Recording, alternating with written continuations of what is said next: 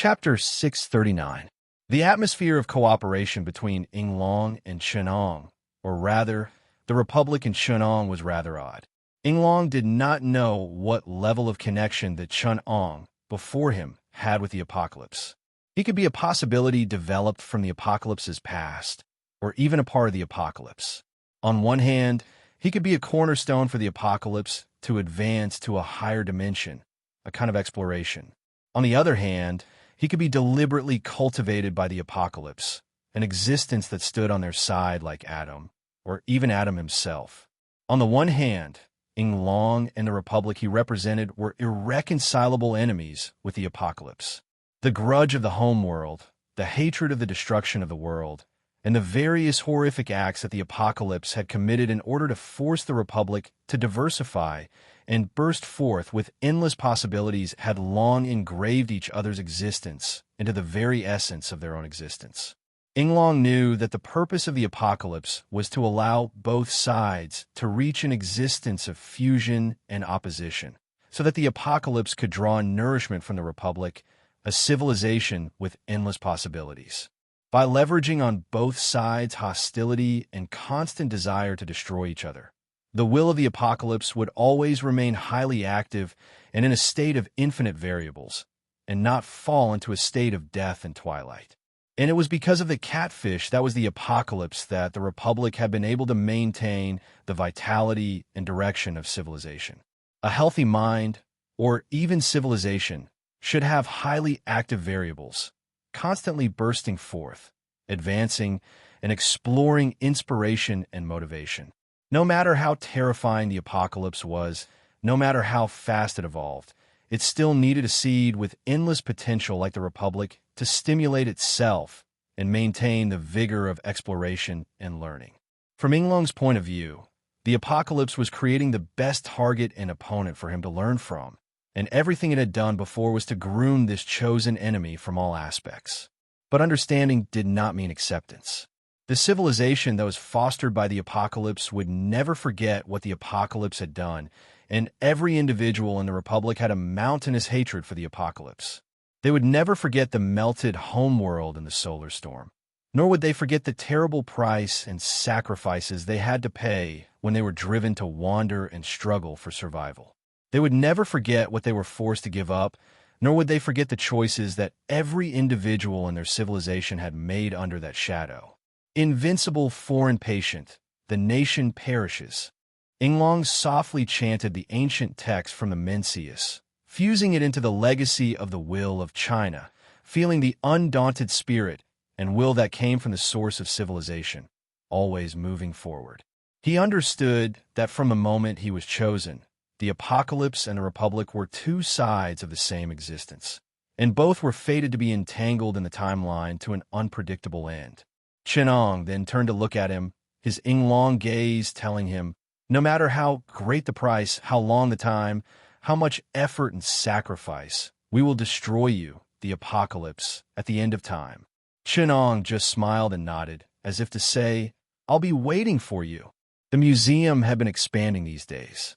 With Chunang's superb level of structural mechanics and architecture, it had excavated and built a 3-story laboratory underground without affecting the buildings on the ground.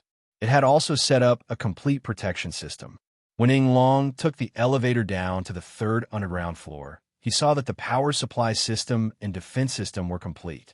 It was very crude in their era, but in 1920, it was already amazingly advanced. He couldn't help but admire Chenong a little.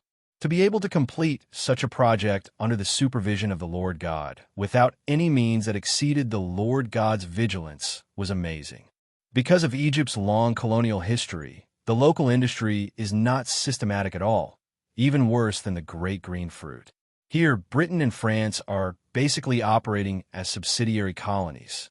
The most developed industry in all of Egypt is actually near the Suez Canal, to provide repair and maintenance for the warships that come and go. That's why there is a relatively developed industrial system. This is still all under the control of Britain and France. But now it's under our control. Even so, with just this small steel factory, small machinery factory, wanting to expand into an industrial system that can be independently replicated and constantly upgraded is simply a joke. You have to know that Egypt has not achieved this in 2017. Chenong sighed and said, especially the quality of the population and the basic industrial system. I have already let the people of the Eye of Horus infiltrate Europe. With the advantage of distance, it is not difficult to transfer part of the industrial system from Western Europe. But the quality of the industrial population, I'm afraid that by the end of the plot world, the closure of the time loop will not be able to complete the quality of the industrial population. Inglong nodded and said, industry is a complex system. Even if the Republic wants to replicate it from nothing to this world, it needs a number of preconditions. Science can't develop in an agricultural country. As far as I know, Egypt still relies on the export of wool, agricultural products, and canal tolls to maintain its domestic economy until the new century. So don't be afraid of sacrifice. Chenong emphasized, if 90% of the Egyptians who die can lay the foundation of an industrial country in China for the Republic, it will be worth it. Compared to their own worthless birth, worthless death, and shedding blood for some illusory religion and other colonial powers, it is better to let them sacrifice for the Republic. Breaking through the control of the Lord God and normalizing the world's timeline is the world's greatest cause. If they can die without being an NPC, it is their greatest realization of self-worth. Compared to wasting their lives on illusory goals such as religion, nationality, and even imperialism, sacrificing for the liberation of mankind and the freedom of the world is the real way out for the Egyptians. So when you turn them into the Blood Clan, don't worry, and don't have any psychological baggage. All the believers of the Church of Truth are definitely willing to sacrifice for the Lord, and the Lord is equivalent to this world, so there is no doubt that they are willing to sacrifice their lives and souls for this world for their Lord. So we use their lives and souls, of course, they are willing. As for those who are not willing to sacrifice for this world, they themselves feel that they will go to hell. Since that is the case, let them go to hell. The Republic must respect their beliefs. Chenong said excitedly, the devout believers of the Church of Truth are willing to sacrifice themselves for their Lord, while the undevout believers will go to hell according to their own wishes. In short, they are all willing to sacrifice. The Egyptians are willing to sacrifice themselves, so we must respect their wishes. So we give them a set of human experiments and blood clan conversion. Only in this way can we transform millions of people who are not suitable for industrial quality into a population with industrial quality. This is the cause of the Eye of Horus. Chenong emphasized to Inglong, even if 99% of the Egyptians are used up, we must make China stand up again. As they spoke, Chenong brought Inglong to the most important laboratory on the third underground floor. As soon as Inglong arrived, he was attracted by a few tattered corpses soaked in nutrient solution in the laboratory. Looking at the strange shape of the corpses, it was not difficult for Inglong to imagine that they were the corpses left behind by the reincarnators. Inglong matched the few corpses in the laboratory with the information he had absorbed after waking up and realized that this should only be a part of it. It was probably just one of the many laboratories Chenong had. However, Chenong walked up to the female reincarnator from the Ghost Cutter team called Iniko and took out a thick, light blue test tube from the experimental freezer beside her. Both ends of the test tube had password locks, and the four corners of the high-strength glass tube had a metal outline, so there was no need to worry about it falling. Chenong took one out and threw it to Inglong. Inglong caught it and realized that there was a worm-like blood vessel system floating in the light blue test tube. The entire blood thread was spread out in the light blue nutrient solution. Inglong could even see that when the test tube vibrated, the blood thread also showed signs of a living creature twitching. Of course, Inglong would not be as ignorant as the reincarnators from the 9 prefectures team. When Chenong first chose Inglong as the personality donor for the Descenders, it was because of the warrior's scientific accomplishment, or rather, the scientist's combatability. He asked in surprise, "Is this a neuroworm?" The neuroworm was a multicellular invertebrate. This kind of creature was usually translated as a worm, but the reason Inglong used the name was to highlight one of the extreme characteristics of this creature. It was a creature with the simplest neural responses. In other words, it was a life form that reflected the most basic neural characteristics. In neurological research, this kind of creature was also the most commonly used experimental animal. It had a special significance in neurology. Chenong nodded and said, "This is a carrier. The important thing is the thing inside it." Inglong carefully observed the neuroworm in his hand again. This time he found some clues. He studied it seriously for a few minutes before he raised his head and said, "A very simple life form. No, I should say that this is a living nerve. Other than the nervous system in its body, you have adjusted the other life forms to the most simple state. You're using it to study that unique nervous system." Inglong focused on the characteristics of the neuroworm. He was surprised to find that the nervous system of this neuroworm was similar to the nervous system of most of the creatures on Earth. Although there were similarities, there were also fundamental differences. So the neuroworm designed with this kind of nervous system did not resemble the life forms on Earth at all. Chapter 640. Inglong closed his eyes and searched his brain for a moment before he opened his eyes and said, "Are you talking about a quantum organ in the mysterious magic system of that world called Moon?"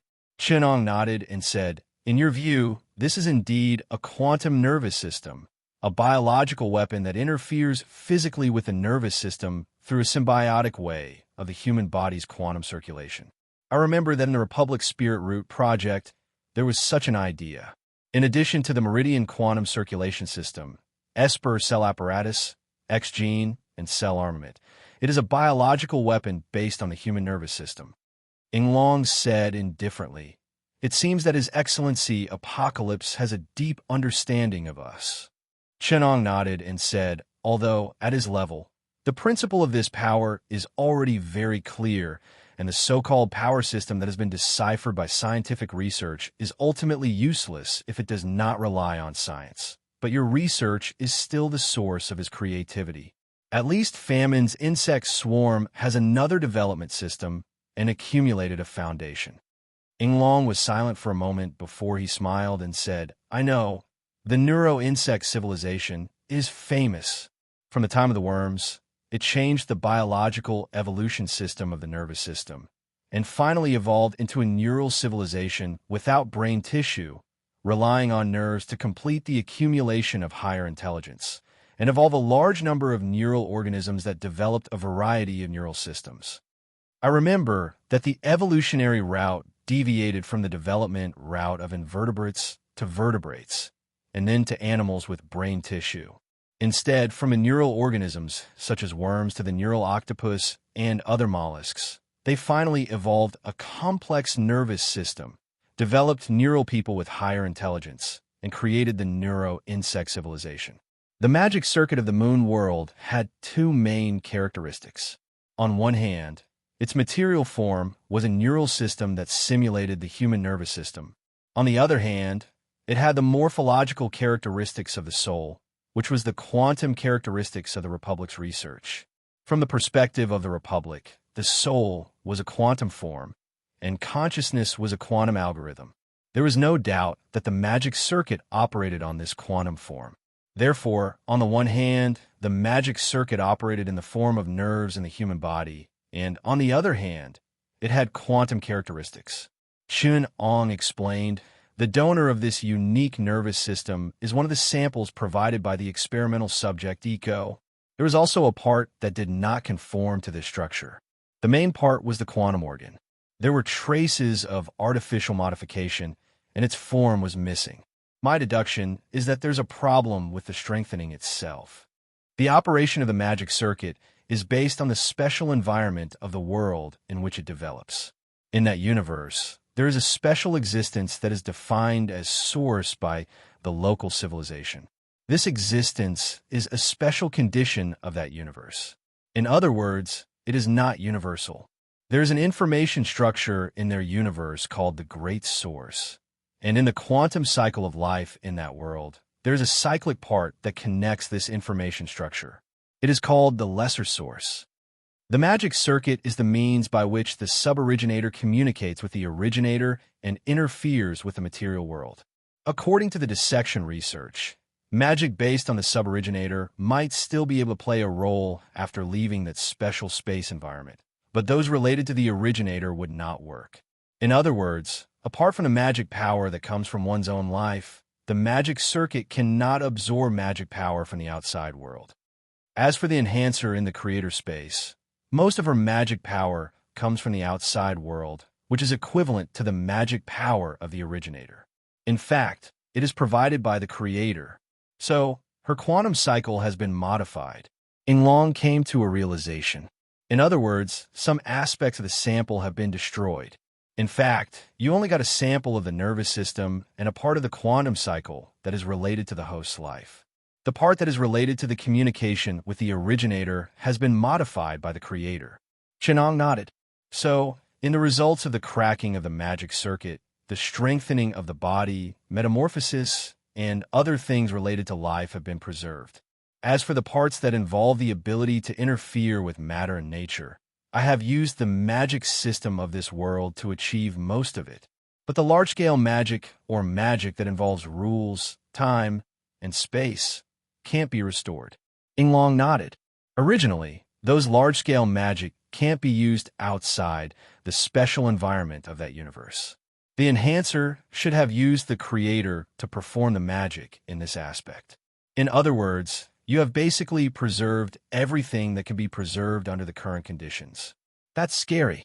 Yinglong and Chenong went to the detention lab next door and gestured for him to open the test tube in his hand. After Yinglong opened the mechanical locks on both sides, Chenong placed a sheep in the lab and said to Yinglong, "You can try to attack it." Yinglong poured out the nutrient solution in the test tube, and the neural worm stuck to the wall of the test tube in a net-like shape. Yinglong shook it a few times and found that it stuck very firmly, so he put the neural worm together with the test tube on the side of the flame vent. The moment it came into contact with the flame, the neural worm curled up. Yinglong was surprised to find that there was an invisible force field that prevented it from coming into contact with the flame. Just as Yinglong was about to take it down, he was stopped by Chenong, who said, "Let's try increasing the temperature." Yinglong decided to increase the intensity of the flame to the maximum, and the blazing white flame instantly broke through the invisible barrier, burning half of the neural worm's body. Yinglong saw the little thing in the test tube rapidly expand, and it quickly evolved to have countless bristles that could sense vibrations. Its lower body quickly transformed into a parasitic mouth part that looked like a locust, and it stabbed towards Yinglong's right hand. And Yinglong could also feel that the force field that isolated the flame was strengthened several times in an instant, and it was barely able to block the flame outside of his body. He grabbed the neural worm that was trying to eject itself into his hand like lightning, and he immediately felt that the part of his body that was in contact with the creature grew a kind of injection-like parasitic organ that burrowed into his flesh. Yinglong understood what Chenong meant. He threw the neural worm towards the ram, and sure enough, it seemed to have sensed the presence of the creature.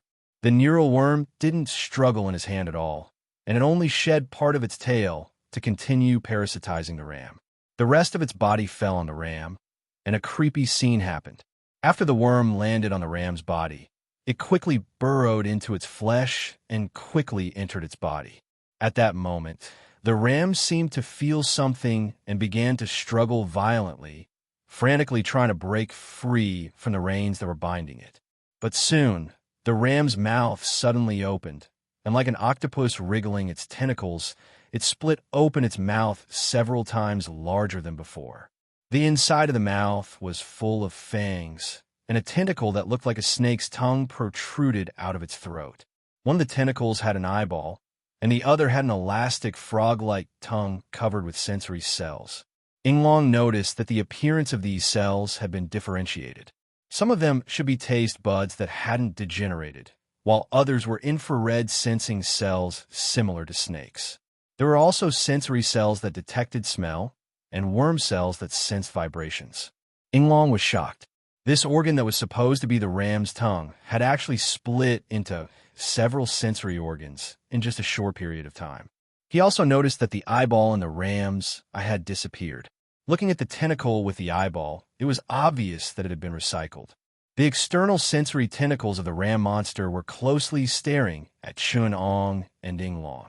When Ing-Long felt a subtle force field being emitted from the monster and sweeping in all directions, his expression suddenly changed. At that moment, the monster's mouth suddenly opened wide, and several tentacles trembled rapidly. A high-frequency sound wave suddenly hit them head-on, and together with a strong force field, it began to sweep and vibrate. The sound wave did not carry enough energy. Perhaps the eardrums of ordinary people might not be able to withstand such a wave, but for Ing-Long and Chun-Ong to withstand such a frontal attack, it was only a little troublesome. It was not a threat at all. However, the high-frequency vibration force field behind it was different. Through the rapid expansion of the force field resonance through the molecular force, it was like a huge, invisible tide that shook the stiff concrete on the ground into pieces.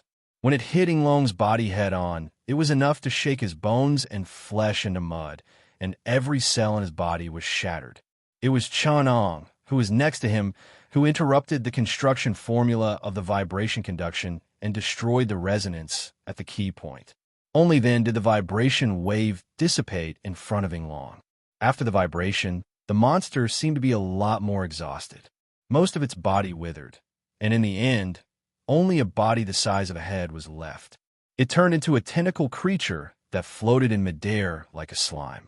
Ing-Long could feel that this creature was relying on the same intermolecular force field to float. Not only did it have 6 deformed tentacles, but it also had 2 invisible force field tentacles.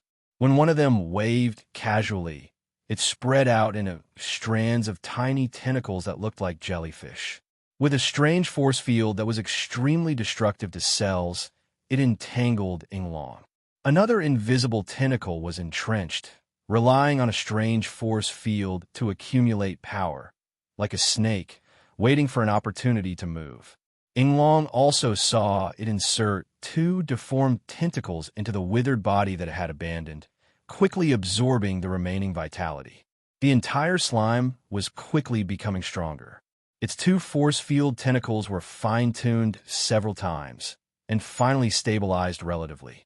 On the one hand, the structure was optimized again, and, on the other hand, it was more flexible and fast. Although Ing-Long had seen many incredible creatures, he was still shocked by this strange species. Chapter 641. Chun-Ong asked with a smile, "Is that so? This kind of special neurological life, after combining the powerful survival instincts of the blood clan cells and the magic organ of the special nervous system of the magic circuit, is it very aggressive?" Ing-Long nodded and said, "On the one hand, it has inherited and developed the aggressiveness and survival abilities of the blood clan cells. Those physical transformations and mutations should be inherited from the blood clan cells, and that force field ability should also be inherited from the special ability of the magic circuit. The mutated nature of the blood clan cells provides a biological operating carrier for the mutated nerves of the magic circuit. The initial force field resonance attack should be forcibly launched with the death of a large area of the cells in the body. The appearance of the monster is purely for deterrence, to frighten the opponent and buy time. In reality, its fangs and bloody mouth are all warning colors. The real threat is actually the detection organ tentacle. It confirms our existence through vision, hearing, vibration, smell, and even energy detection.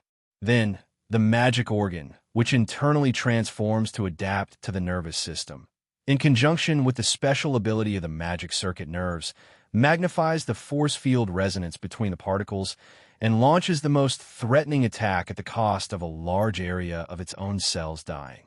Later, when it saw that this fatal attack failed, it abandoned most of its body and shrank its body to a size suitable for its energy storage. It abandoned the body parts that originally consumed a lot of energy, and its nervous system shrank to the core, turning into the form of an amoeba. At this time, the nervous system and cell structure generated by the force field resonance have completed a more efficient combination. So, it abandoned the cumbersome parts and chose a body that the nervous system and energy supply can keep up with. At the same time, it fixed the shape of the magic organ to avoid the constant optimization of energy consumption. At the same time, it extracted the last of the life force from the abandoned body and turned it into energy storage. After this round of analysis, even Yinglong himself felt that it was very cruel. He sighed and said, "This kind of survival instincts and wisdom proves that its mutated cells have indeed inherited the genetic information of the blood clan. It has all kinds of fighting instincts and survival wisdom accumulated in the process of evolution. But this kind of cell consciousness and genetic guidance will undoubtedly interfere with the personality and cognition of the host. If it is transplanted into the blood clan, then they may still be able to maintain their sense of self for a short period of time.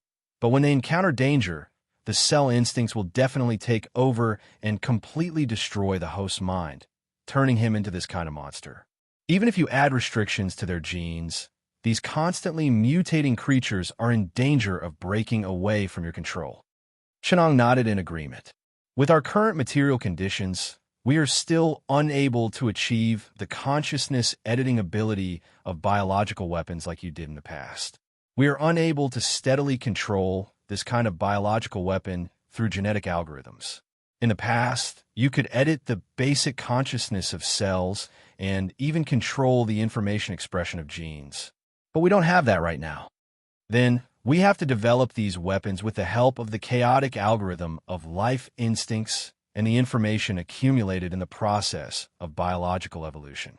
If we want to make use of the powerful instinct of the blood race's cells, we have to give them the freedom to play. As a kind of biological consciousness, we can replace the application program of the weapons. Of course, it will be more dangerous. That's why I don't trust anyone except you." Yinglong nodded and said, "Well, if China's mimetic protection is indeed enough to restrain it, a bit of chaotic cellular consciousness can affect me." Chenong added, "Also, the mutated nerves of the magic circuit that I'm going to transplant into you are the version that eliminates most of the chaotic cellular consciousness of the blood clan. It has a fixed shape and characteristics like magic organs. You just need to control it and not mutate." Chenong took him back to the lab, took out a few more test tubes, and explained to him, because there is no external originator, the special ability of the magic circuit to interfere with matter is maintained by consuming vitality and transforming it into so-called magic power. In other words, carbon-based biological energy is the energy, and the number of cell divisions is the change of form. I've grafted a few kinds of cells that can use radioactive substances into the nerve cells. If necessary, I can let the reflective substances infect you, which can appear 1,000 times stronger and give you almost infinite energy. But after that, you have to come back in time to replace the contaminated body and recultivate 3 days of stem cell division to restore the body. Also, our stock of reflective substances is limited. These were extracted from a nuclear warhead that we seized from the Samsara travelers. Right now, we don't have the conditions to extract such pure radioactive elements." Chenong looked at the test tube that was labeled orange nutrition fluid in his hand and showed it to Yinglong. He explained, "This is the evoking circuit. The neural circuit is a fixed structure of evoking spells. It's a modification that I borrowed from the spell system of another world. When I discovered that the nervous system of the magic circuit consumes too much energy to complete the entire spell release process, and there is no external energy to replenish it, the efficiency is low, and it affects the exertion of power.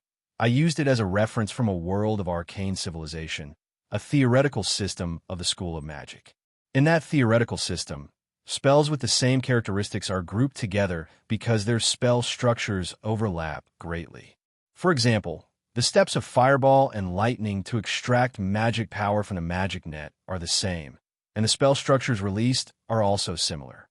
The first is to change energy, which transforms magic power into flames or lightning. The second is to shape energy, releasing lightning energy in the form of a particle beam, while fireball transforms it into a plasma state. This is the shaping of energy form. If fireball transforms into a particle beam state, it's the spell blazing ray. Therefore, this type of spell structure with common characteristics and its researchers is called the School of Evoking. The spell structure of the School of Transformation is very different. The first step is not to change energy, but to change energy, using energy to simulate the form of matter, using magic materials to give the characteristics of magic matter. For example, spiderweb seems to be a spell of the School of Conjuration, but the first step is the same as the School of Transformation, which is to give the characteristics of the substance of magic spider silk. Oil gives the characteristics of the substance of magic oil, and mud to stone gives the characteristics of the substance of magic rock, and then changes the characteristics of the substance of magic soil. Halfway through, Chenong suddenly shook his head and said, "I've gone off topic. Let's get back to the topic at hand." Due to the neurological characteristics of magic circuits, the processing efficiency of complex spell structures is low. Therefore, I extracted the similarities of the spell structures of these schools of spells and created these special magic circuits. The magic circuit in this orange nutrient fluid is energy shaping. Through these two circuits, you can change the form of energy. For example, you can accumulate the energy of sunlight and release it as a laser. For example, you can change the form of solar energy into a plasma and release it as a solar blast. For example, you can release the electricity of a wire as a particle beam, which is a chain lightning. You can control energy and change its form, but you can't create energy out of thin air. If necessary, you have to use the energy change circuit in this blue nutrient fluid to transform vitality into magic power, or magic power into vitality, or even into electricity, heat, or kinetic energy. At this point, you can use the energy shaping circuit to change the form of energy. At this point, you can use most of the low-level spells of the School of Evoking to attack with abilities. The energy change ability in this green nutrient fluid can temporarily give you the characteristics of magic matter. For example, the skin of your hands and feet can be given the characteristics of spider silk. You can use the stickiness to climb tall buildings and give the characteristics of oil to the soles of your shoes to reduce friction. That's the spell Grease the Soles. Imbuing your muscles with the material properties of steel is called steel skin. Imbuing your enemies with the material properties of stone is called petrification. It's easy to temporarily change magic power, but because of the laws, permanently changing matter in this universe consumes a large amount of power, almost an astronomical figure. Chapter 642.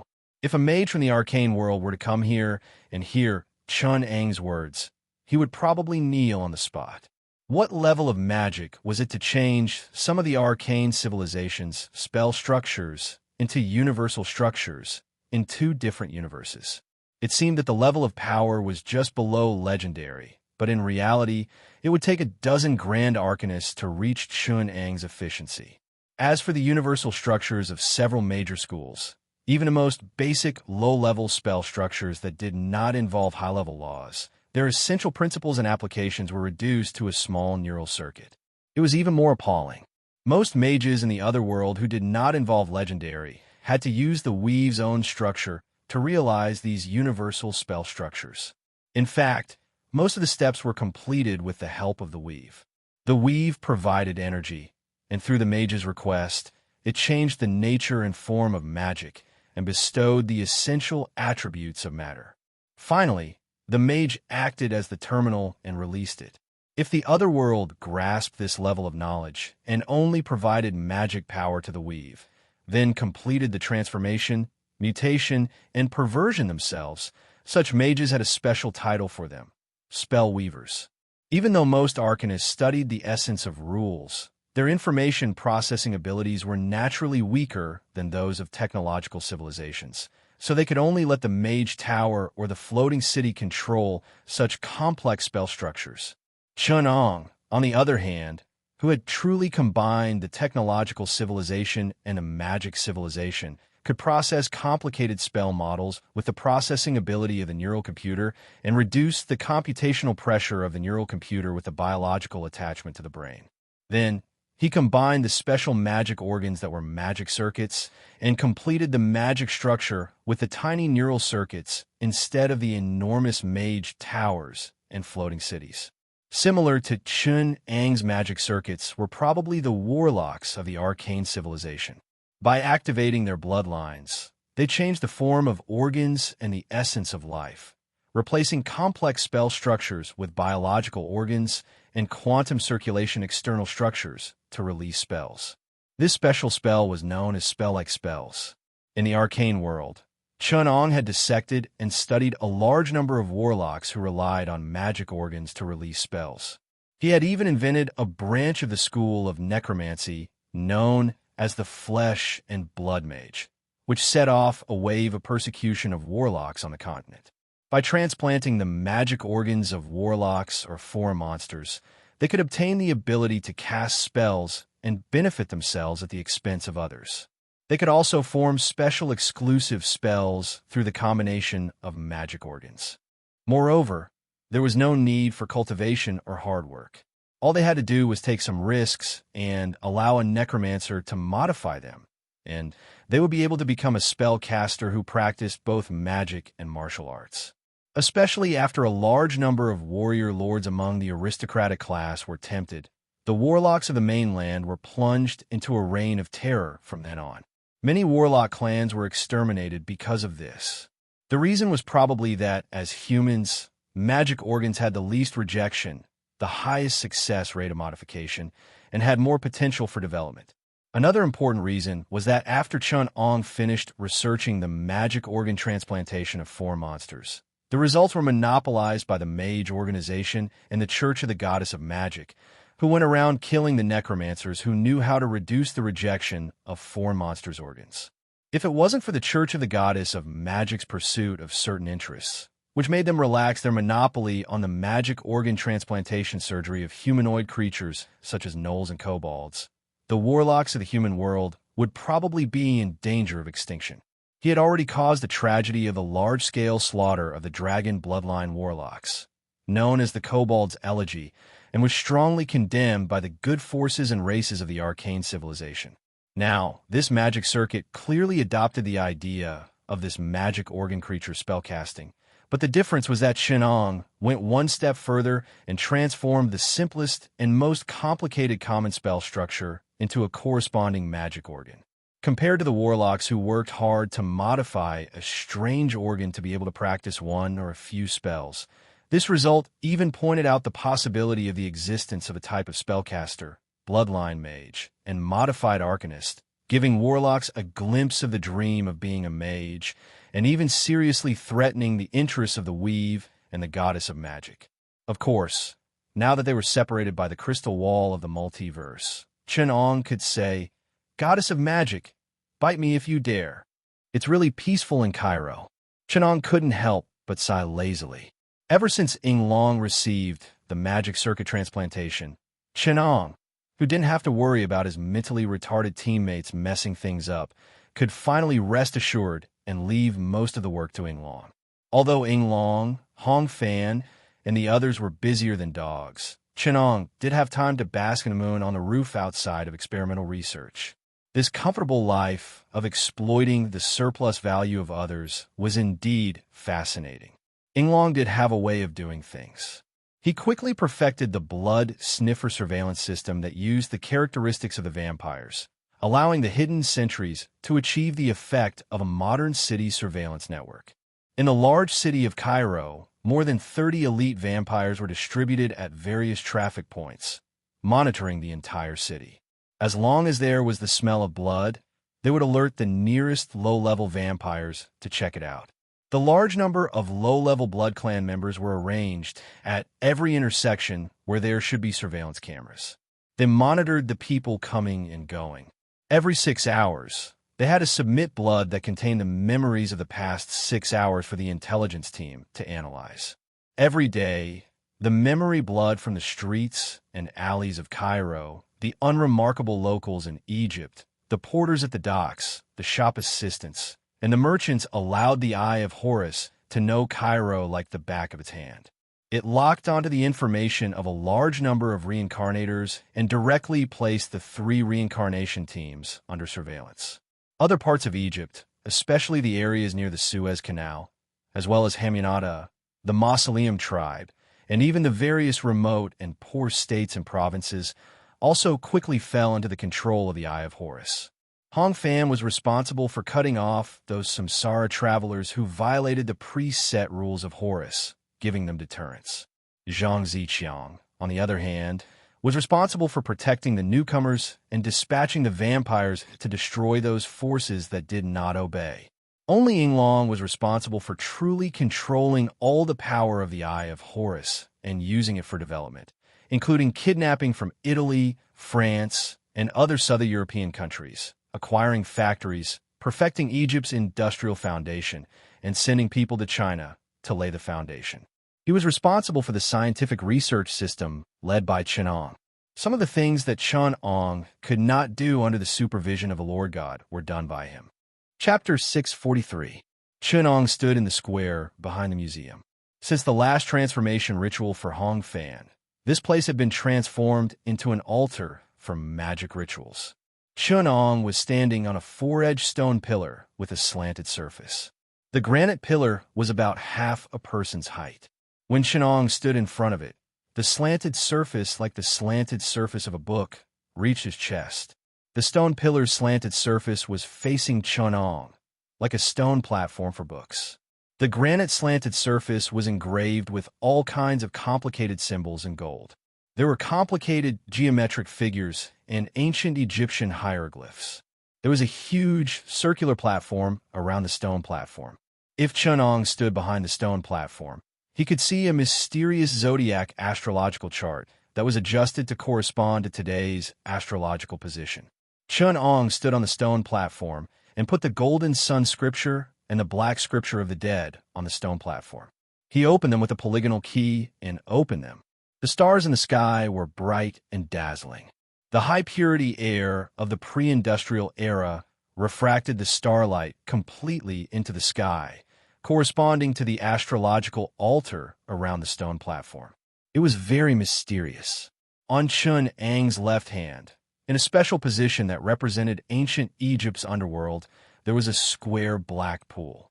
The rippling black water was viscous and pure black. The liquid inside was very mysterious. Chenong had spent a lot of effort to move it directly from the altar room in the Hamyonaptra.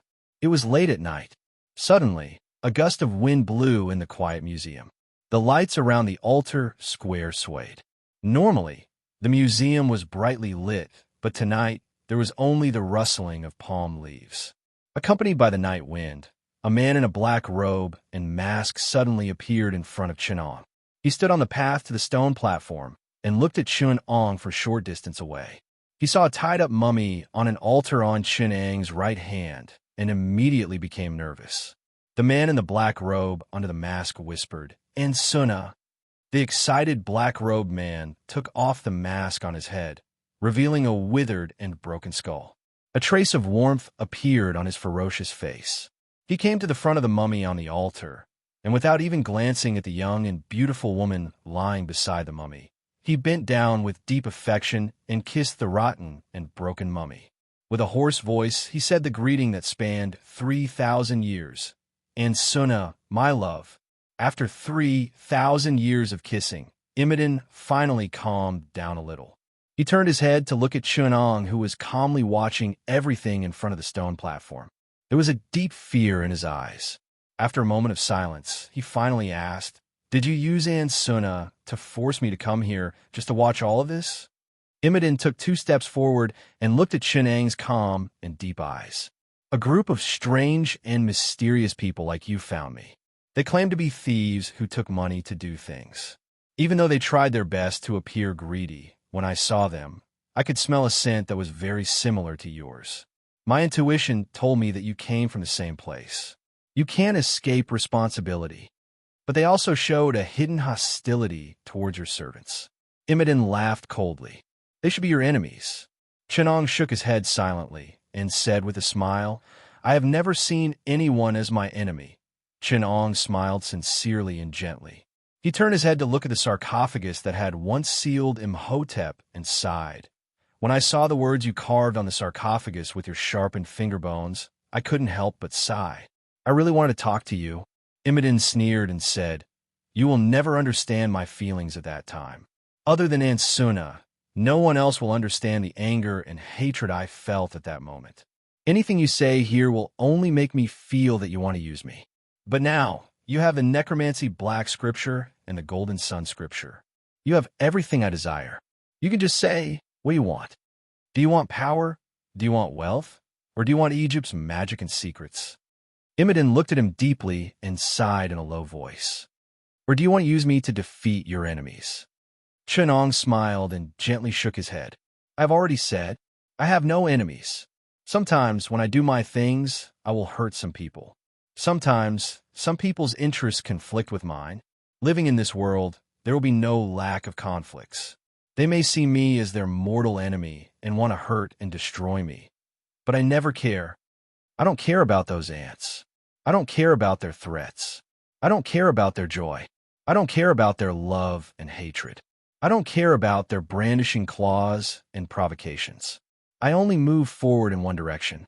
I don't care about the deaths and threats of the ants under my feet. In my heart, there is no place for hatred. Chenong smiled very calmly and said emotionally, So, Imodin, you are not my enemy. They are not my enemy either. My enemy, if there is one, it will always be myself. If you are willing to return Ansuna to me, I am willing to do anything for you. Imodin looked into Chenong's eyes and said word by word. Chenong's eyes were filled with pity. He slightly shook his head and sighed. What people pray for is often forced upon them. It is also what they don't want to see the most. I will resurrect her, but this may not be what you want. Chenong caressed the black book of the dead in his right hand and softly chanted, Taiyong, Taiyin, 9 Earths, Yellow Springs. At the same time, the same voice chanted the incantation of the golden book of the sun. Chenong chanted different incantations from the 2 books at the same time. Taiyin, Taiyong, Falcon's Eye, Scarab's Light, Ram's Heart, Crocodile's Root, Cat's Soul. 2 similar voices echoed one after another, like a symphony, echoing in the empty space above the altar. Sometimes, the voices were resounding, like the cracking of metal and stone, and sometimes they were low, like rolling thunder, heavily pounding on Imodin's heart. He hurriedly and fearfully avoided the direction in front of Chenong, avoiding the golden book of the sun that he was most afraid of. In a lower right corner, in the direction of Saturn, countless sacred beetles were crawling towards the altar on Chenong's right hand. A golden sacred beetle, surrounded by a swarm of sacred beetles, crawled to Ansuna's side. Imodin wanted to stop it, but as an undead, he was extremely weak in front of the sacred beetle, which represented the power of rebirth. The high-pitched cry of a falcon came from the sky, causing Imhotep to tremble as if he had seen his natural enemy. Even though the one circling above his head was his nemesis, Imodin still relied on the courage of his love for Ansuna and stood in front of Chenong unexpectedly. The eagle that represented the sun god didn't harm him, an undead. Instead, it landed next to Ansuna, standing shoulder to shoulder with the golden sacred beetle. However, when that cat with 2 colored pupils appeared next to Chenong, Imodin finally couldn't help but let out a cry of grief, moving far away from it. The elegant cat brushed past Chenong's fingertips and walked towards the altar that held Ansuna's body. With a nimble jump, it sat next to the eagle, followed by a huge crocodile and an ordinary ram.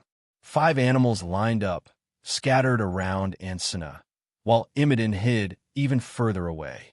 Following Chenong's chant, the pool of black water on his left began to boil. Amidst the unresigned roars of countless dead, a figure that Imodin yearned for day and night emerged from the black pool. She slowly arrived in front of the altar and merged with her former body. The internal organs that were sealed in the bodies of the 5 sacred objects, along with Chenong's concealment, were reborn in her body. Taking advantage of the weakened state of the 5 sacred objects, Imodin couldn't bear it anymore. He rushed in front of Ansuna and pressed the sacrificial knife on her hand. The 2 mummies crossed thousands of years, and their gazes finally met again. Ansuna looked at the dried and rotten skull in front of her with deep affection, muttering, Imodin. Imodin pulled out the sacrificial knife and pierced the heart of the sacrificial object next to him. Fresh blood splattered all over Ansuna's body. Her flesh and blood began to fill up, and fine bloodlines grew on her bones. Her body began to tremble violently, breaking free from the bindings. No matter how strong the bindings were, after 3,000 years of corrosion, these linen bandages could no longer bind the reborn Ansuna. Under the moonlight, the plump female body shone with a healthy bronze luster. She looked at herself emotionally, then looked at Imodin. The two of them hugged each other and cried. Ansuna picked up the sacrificial knife and turned around to look at Shunong. She revealed a cold smile and said to Imodin in ancient Egyptian, "Imodin, wait a moment. I'll be done immediately." Ansuna, who was holding the sacrificial knife upside down, was filled with killing intent. She walked down from the altar with bare feet, and like a nimble and dangerous cat, she walked towards Shunong. The sacrificial knife in her hand shone with a cold light. Imodin hurriedly stopped her. "Ansuna, he's very dangerous." He turned around to look at Shunong and said, "Give me these 5 sacred objects, and I'll do something for you."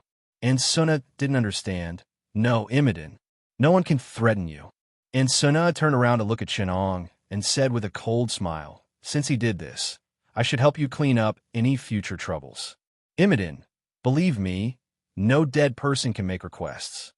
Ansuna, who didn't understand the cause and effect, decided to use her own method to end everything for her lover.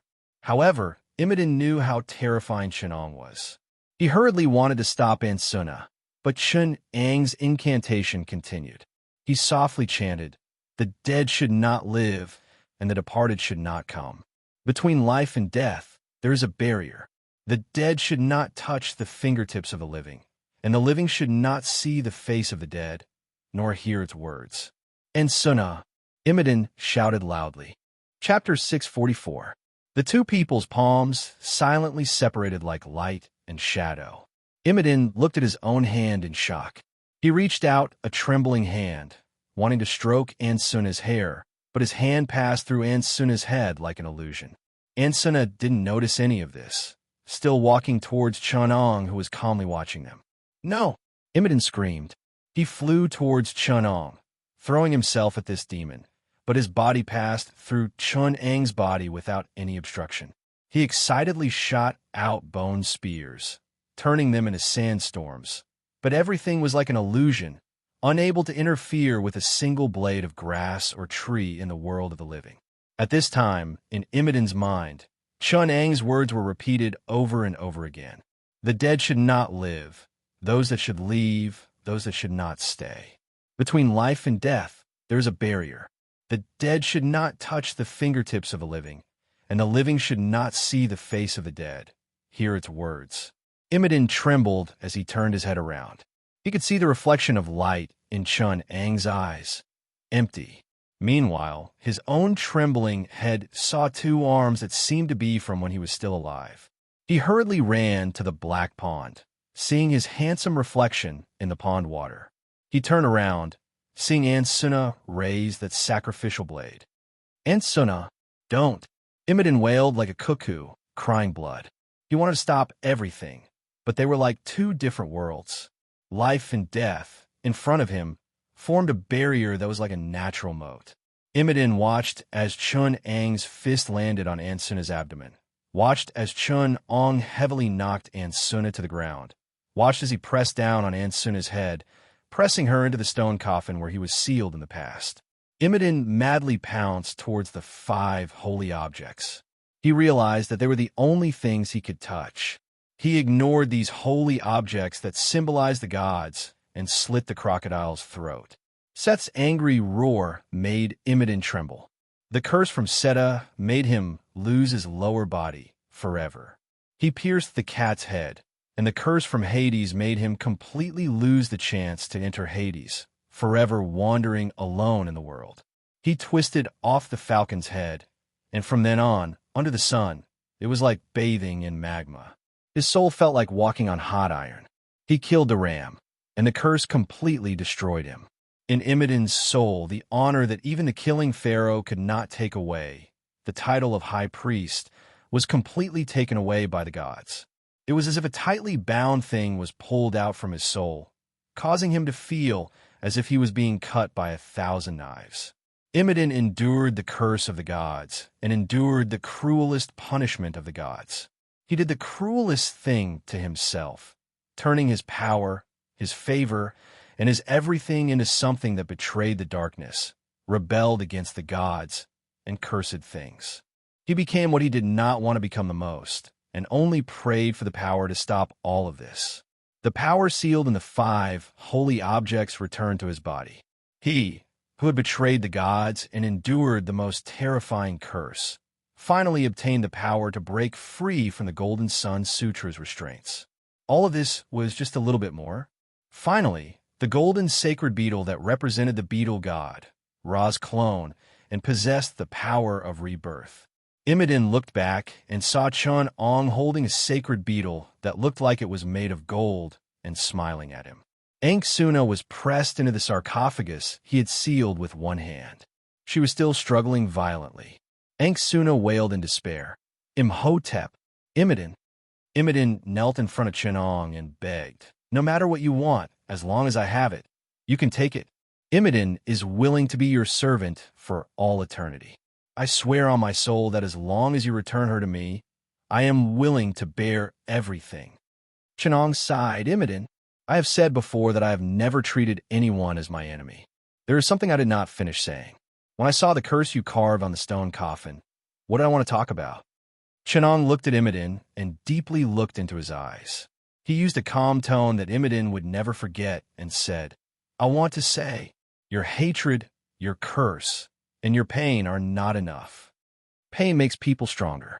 Imodin, your strength is still not enough. Pain makes one stronger.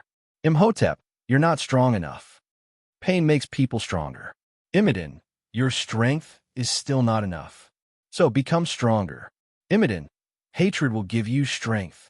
Chun Ang's words were engraved in the depths of Imodin's soul. He smiled and threw the golden sacred beetle into the coffin that Ankh Suna was in. Countless sacred beetles swarmed over while Chun Ong silently closed the lid of the stone coffin and tightened the polygonal key. Imodin crazily tried to stop Chun Ong, but he was powerless. He deeply felt Chun Ang's silence. It was as if the silence came from the heavens. He felt that he was like an ant blocking in front of Chun Ong, while Chun Ong silently stepped in the direction he wanted. His struggle, despair, hatred, and sorrow, as well as the anger that could not be released, were all ignored by the person in front of him. It was as if he had never lowered his head to look at this despairing ant. Imodin frantically hit the stone coffin, but he was cursed by the Golden Sun scripture and could not touch the world of the living. What he could do was very little. In front of this stone coffin that was specially made to restrain his existence, his only hope was locked inside. The golden sacred beetle was locked together with Ankh Suna. Without the beetle, he would not be able to completely transform and grasp the power to control his own fate. So, he could only listen to his beloved woman wail inside the stone coffin and experience a torture that he would never be able to forget. Imodin, Imodin. Inside the stone coffin, other than the bone-chilling rustling sounds, there was only Ankh Suna's call. Each call was like a death by 1,000 cuts to Imodin's soul. Chun Ong lightly sat in front of Imodin. The living and the undead sat shoulder to shoulder on the steps in front of the stone coffin. Chun Ong said to Imodin, "Very good. You have already made up your mind. You can see the strength in my eyes, but it is not enough, still not enough. Imodin, your hatred and your strength are not enough to reach the level I want. As the villain that I personally created, your eyes need to be a bit more ruthless, a bit more ruthless. That's right, that's how it is. The original you was weak and powerless. To those people that you have seen before, people like me, they were not a threat at all. Your weakness was too obvious, your strength was too weak, and you were unable to make them feel despair. You were also unable to arouse my interest, so I personally eliminated your weakness. That golden sacred beetle was different from normal carnivorous sacred beetles. Those sacred beetles eat flesh, but the golden sacred beetle eats souls. I will completely, forever, cleanly destroy your weakness, destroy Ansuna. Imidin, only now did you have the strength and conditions to become stronger. You are perfect. I have created a true villain. At this time, Imidin felt true despair. His soul had fallen into a bottomless abyss. 3,000 years of loneliness and torture, the cruelest punishment of insects in Egypt. He had relied on his most humble hope, love, to redeem himself. Time and suffering had polished his love to become even more resolute and resplendent. If Imidin had a soul, then the core of it would definitely be a diamond-like perfect love. As for Chinong, he had destroyed the most beautiful thing in front of him. The previous Imidin had already died at this moment. The one that survived was the demon named Imidin. Imidin looked at Chinong. At this time, he could clearly see this person's soul. It was a bottomless emptiness and ruthlessness. And when Chinong looked at Imidin, he was satisfied that he could see himself in Imidin's eyes. Chinong slightly unlocked his existence in his body. His complete X gene, which contained all the abilities of a mutant, suddenly expanded. Chunang's body reconstructed in front of Imidin into an unimaginable state. He extended a finger and tapped on Imidin's body. At this moment, the Lord God surveillance only saw an unimaginable miracle. The existence named Imidin had made a transition that even the Lord God could not predict. This transition perfectly hid Chinong. At this moment, except for Imidin, no one could find the true face of Chinong. The sky suddenly darkened. In the sky above Egypt, the moon and stars turned blood red like sticky blood. Everyone felt an extreme consciousness of cruelty, hatred, and anger. He shrouded the sky above Egypt and spread to the whole world. London, Tibet, Vatican City, Paris, Berlin, New York, Beijing, Kyoto, India. People in this place looked at the sky in shock. The blood-like morning glow and the dark were as dark as the abyss shook the whole world. Imidin left the museum with the sarcophagus. Chinong looked in the direction of his departure and knew that this man would come back for revenge with everything he had. He had personally created an existence that might tear apart the Lord God's multiple plane system. I feel like I'm becoming more and more like a big boss. Chinong sighed. This Imidin has experienced so much. He should have a trace of the main character's aura now. As for the other teams in Cairo, when Imidin opened the sarcophagus and picked up Ansuna's remains and crushed the golden sacred beetle, they all heard the Lord God's notification. There's been a huge change in the plot. Imidin has found his power and fallen to become a blasphemer. Imidin faction, resurrecting Ansuna, has been cancelled. The relationship between the Horus faction and Imidin faction has changed to that of mortal enemies. All factions have changed to that of Imidin faction. Chapter 645. In the ruins of a temple dozens of miles away from Cairo, mottled stone marks engraved the traces of time on the ruins of the temple. In the dim yellow desert, the world was vast and broad. The ruins of the temple stood quietly under the setting sun, exuding a desolate aura of the desert. A group of blonde Westerners in white robes dragged supplies down from the camel caravan and set up tents in the ruins of the temple. Even though they were reincarnators, they were just a little more tolerant of hunger and thirst than ordinary people. To survive in this desert of hundreds of square kilometers, food, especially water, was still very important. Hans, the captain of the Rose and Lancer team, looked at the half-excavated crypt and said to a voluptuous woman behind him, "Daishan, are you sure the golden bracelet of the Scorpion King is here?" The woman, Daishan, was charming. She smiled and said, "Captain, although we listened to you and stayed away from the center of the trouble, Cairo, didn't the archaeologists we found later also verify it? They're all capable people. According to our investigation in the nearby tribes, among the ruins they delineated, this is the only temple related to the Scorpion King and the myths and legends related to Anubis." Hans looked into the distance and took a deep breath. He sighed and said, "The situation of this mission is very bad. The situation can be said to be very dangerous. If we are not careful enough, it is not impossible to predict that our team will be wiped out." A trace of disbelief flashed in Daishan's eyes. She hesitated and said, "Although the battle of the 9 groups is dangerous, our missions are not absolutely opposed to each other. According to the rules of the realm, the whole situation should be relatively balanced. Even if someone wants to mess with us, the tacit understanding between our teams will allow us to unite to deal with the biggest threat to us. The entire situation should be one of mutual checks and balances." The situation shouldn't be that bad. Han sneered. If it wasn't that dangerous, the Dust team wouldn't have been wiped out at the beginning, and the Ghost Cutter team wouldn't have been killed at the first contact with the 9 States team. Daishan, the danger I'm talking about is not just the battle of the 9 groups, but the plot that has been faintly out of control before we arrived. You mean Team 9 provinces? Daishan said in surprise. Team 9 prefectures has indeed cultivated deeply in this world and accumulated a strong influence. However, they have probably forgotten that such strength will only lead to death when one's own strength becomes a weakness. Right now, they have already attracted the faint hostility of all the teams. We already have a tacit agreement to eliminate them first. Han shook his head and said, "I still feel that things are not that simple. The reason why I wanted to bypass the main storyline of the first Mummy and directly grasp the key to the plot of the second Mummy is because I am afraid. I'm afraid. Right now, there's a terrifying shadow lurking in the center of the vortex." Han sighed with emotion for a while before ending the topic. "I won't say any more." Hans heard a commotion coming from up ahead. He extinguished his cigarette and said, "The results should be out up ahead. Come with me." Just as he reached the entrance of the underground palace, he heard someone shouting in front of him, "Captain, we found it."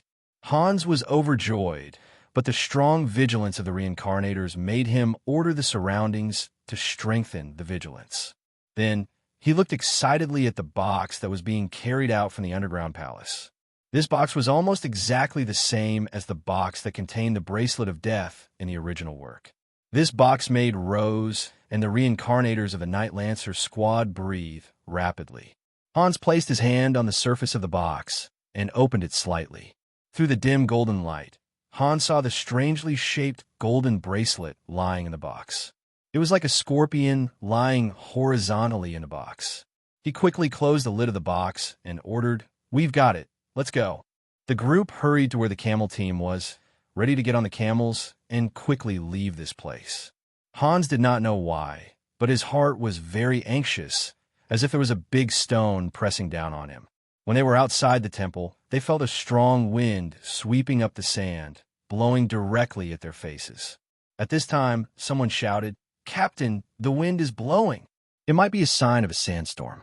Should we hide in the temple for the night?" Hans said resolutely, "No, it's not safe here now. Everyone, hurry up and leave this place." The sky had already darkened, and the evening sun quickly drew away from the earth. In an instant, the shadow enveloped everyone. In the pitch-black darkness, Hanses spread out his mental strength and cautiously probed the surrounding movements. The camel had already been pulled out. Just as everyone was about to leave, a shrill roar that sounded like a sudden clap of thunder rang out in Hans's mental strength. Hans's body trembled, and he almost fell off his horse. Then, a pair of blood-red eyes flashed in the dark sky. The emotions contained in those eyes were indifferent, sinister, fierce, ruthless, and cold. It stared at everyone, and the group of reincarnators felt as if they had been thrown into an ice cave. There was a chill that came from facing the deepest fear in their hearts. A hoarse voice came from the darkness. "The Bracelet of Death is in your hands?" Hans suppressed the uneasiness in his heart and replied calmly, "We are archaeologists from Germany. We came here to excavate historical sites and protect Egypt's cultural relics. If the Bracelet of Death refers to the golden bracelet that looked like a scorpion that we dug up at the bottom of the underground palace, then it is indeed in our hands." The pair of eyes stared for a moment, and then a pure black shadow slowly walked out from the direction where the sun had set. His whole body was shrouded in shadows. Under the seemingly insubstantial black robe, the face that was exposed outside the cloak was wearing a black mask.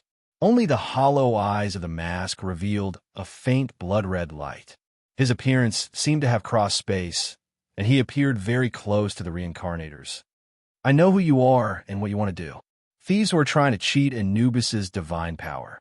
What I'm curious about is, without the Spear of Judgment, how are you going to pass Anubis's test and kill the Scorpion King? The voice of the black-robed man lacked even a trace of mockery. From beginning to end, it was as cold as ice. Hans said in a low voice, "Who are you? You seem to know where the Spear of Judgment is." Unsure if that sentence had touched the black-robed man, he fell into a long silence. When Rose and the Lancers were getting impatient, the voice suddenly said, "Me? I was once the high priest of Anubis, the messenger of the will of the gods. Now I'm just a traitor who has turned his back on the gods, a wandering soul burning with the flames of revenge."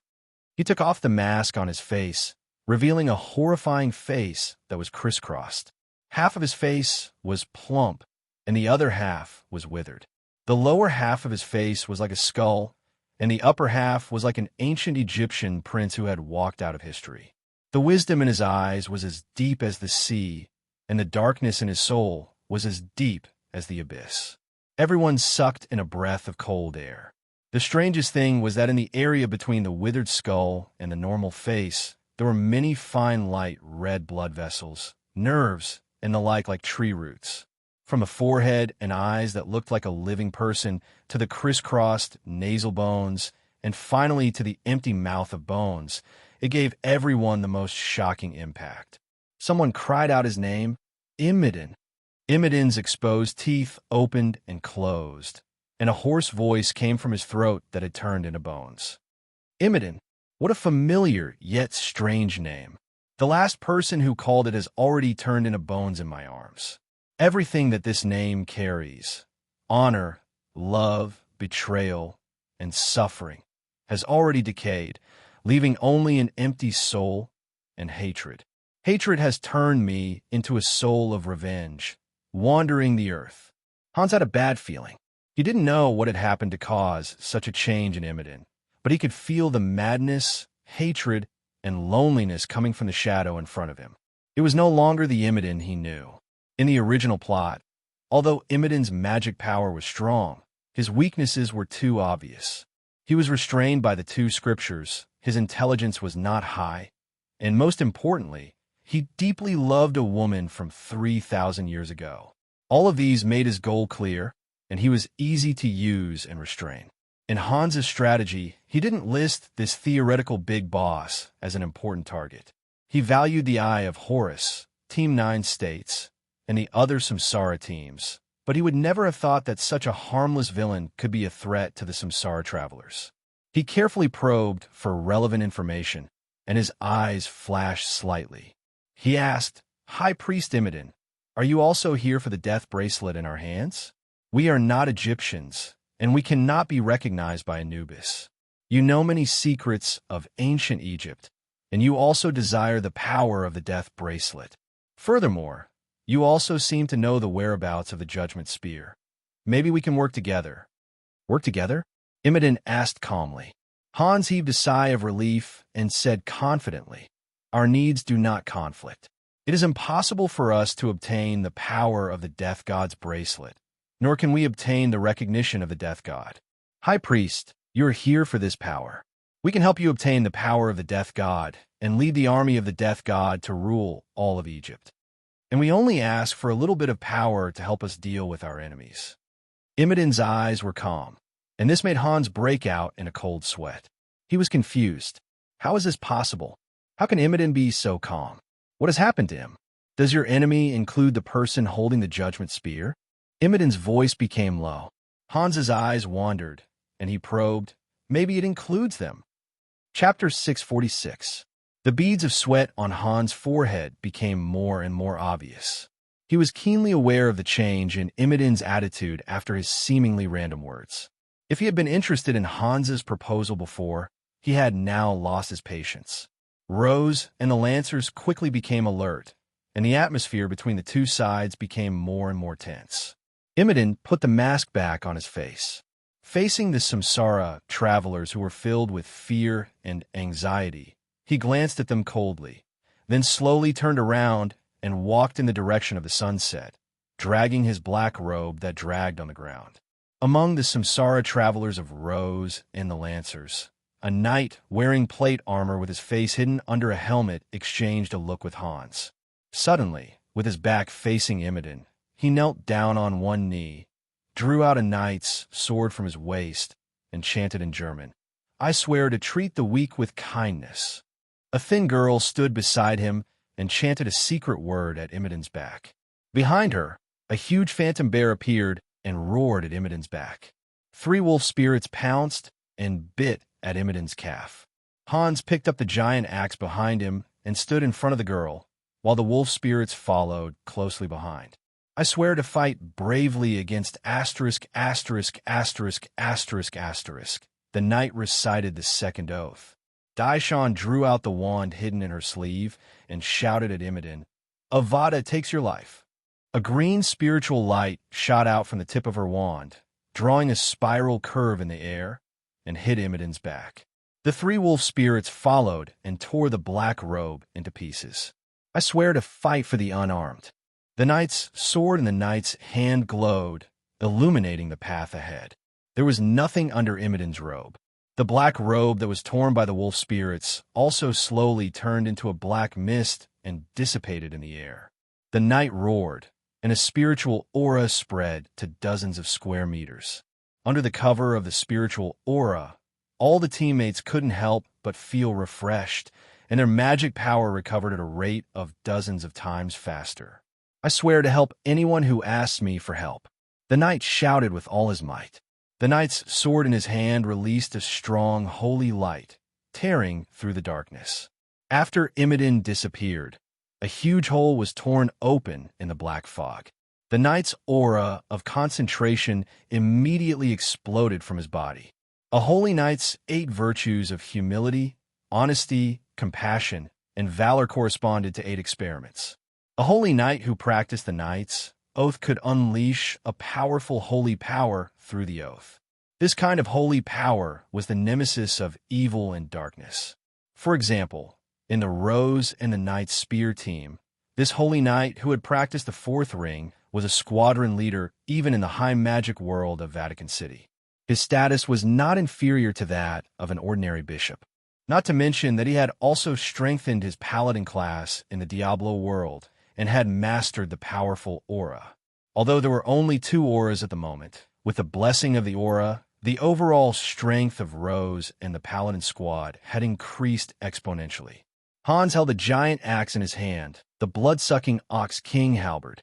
As the captain and the absolute core of the Rose and the Knight Spear team, Hans was naturally not a simple dark-faced barbarian. In fact, he had inherited the pure barbarian blood of the Germanic people. In the Diablo world, through the ancestral spirit on the Holy Mountain, he had mastered a terrifying ability: the power of runes. He was also the only rune barbarian in the entire God's Dimension who had mastered the power of runes, a skill that should have been mastered by wizards. Hans roared, "Tyria!" Rune word, steel, increase weapon level. With the blessing of the spirit aura and the focus aura, Hans held the giant axe in his hand tightly. The power of light of the rune, Ei, cut off the entangled darkness in front of him. This was the Dragon Roar skill that belonged to Dragonborn. Although Hans did not get the power of the Dragon Roar in the Horizon world, he had learned the skill to further release the rune word by chance. Under the attack of the knight and Hans, the place where Imogen's aura was hidden suddenly exploded with a thick layer of holy power. The powerful positive energy dispelled the negative energy that shrouded them. However, to their disappointment, the place where Imogen disappeared was still empty. The 2 of them attacked with all their strength, but they could not tear the veil that shrouded Imogen. "If I was still the me from before." Imogen's voice came faintly.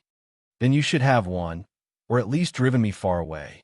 However, I'm no longer the me from before. Now, I have nothing, only hatred and curses. I am riddled with scars, and my soul will never have anything to rely on. He has recreated me." Hans's expression was solemn. Who is he? Daishan thought she was smart and shouted, Imidin, we are willing to help you resurrect Ansuna. Imidin's voice froze at this moment. He looked at the world with a strange gaze that Hans had never seen before. The burning black flames attached to the sand under his feet and spread out, burning the desert into a sea of fire. Imidin stood in the middle of the sea of fire, finally sacrificing his body to look at the group. Miss Druid was the first to lose her patience. She commanded the wolf spirit to pounce on Hans, and the bear spirit attached to Hans's body, causing his muscles to swell up and be filled with endless power. However, the wolf spirit was melted by the black flames halfway. Miss Druid grunted. She suffered a small loss, but she still maintained her fighting strength. She said, Be careful. The flames under his feet have an additional spiritual damage. Ansuna. Imidin sighed in a long tone, as if he was reminiscing and intoxicated. His voice seemed to come from thousands of years ago, directly echoing in everyone's ears. No, it should be directly echoing in everyone's souls. The burning black flames twisted into countless shadows. They were like priests and warriors that accompanied Imidin to the grave. They were like wandering ghosts that intertwined in the air. She has left forever, Imidin said calmly.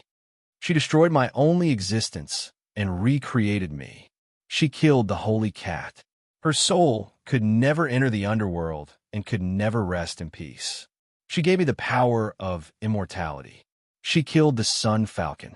She cursed me with the sunlight and gave me the power of darkness. She killed the crocodile. She made me lose the ability to reproduce and gave me endless power. She killed the holy beetle. She made me lose the hope of resurrection forever. She gave me the power of the undead and infinite rebirth. She killed the ram. She made me be abandoned by the gods. Every step I took in Egypt was like stepping on the tip of a knife. Every word I said made me feel like I was eating charcoal. But she also gave me the ability to hide and the power to sense all those who are hiding. Pain makes me strong. Hatred makes me crazy. Imidin roared. I will be fearless. I will do my best to make fear descend on the earth.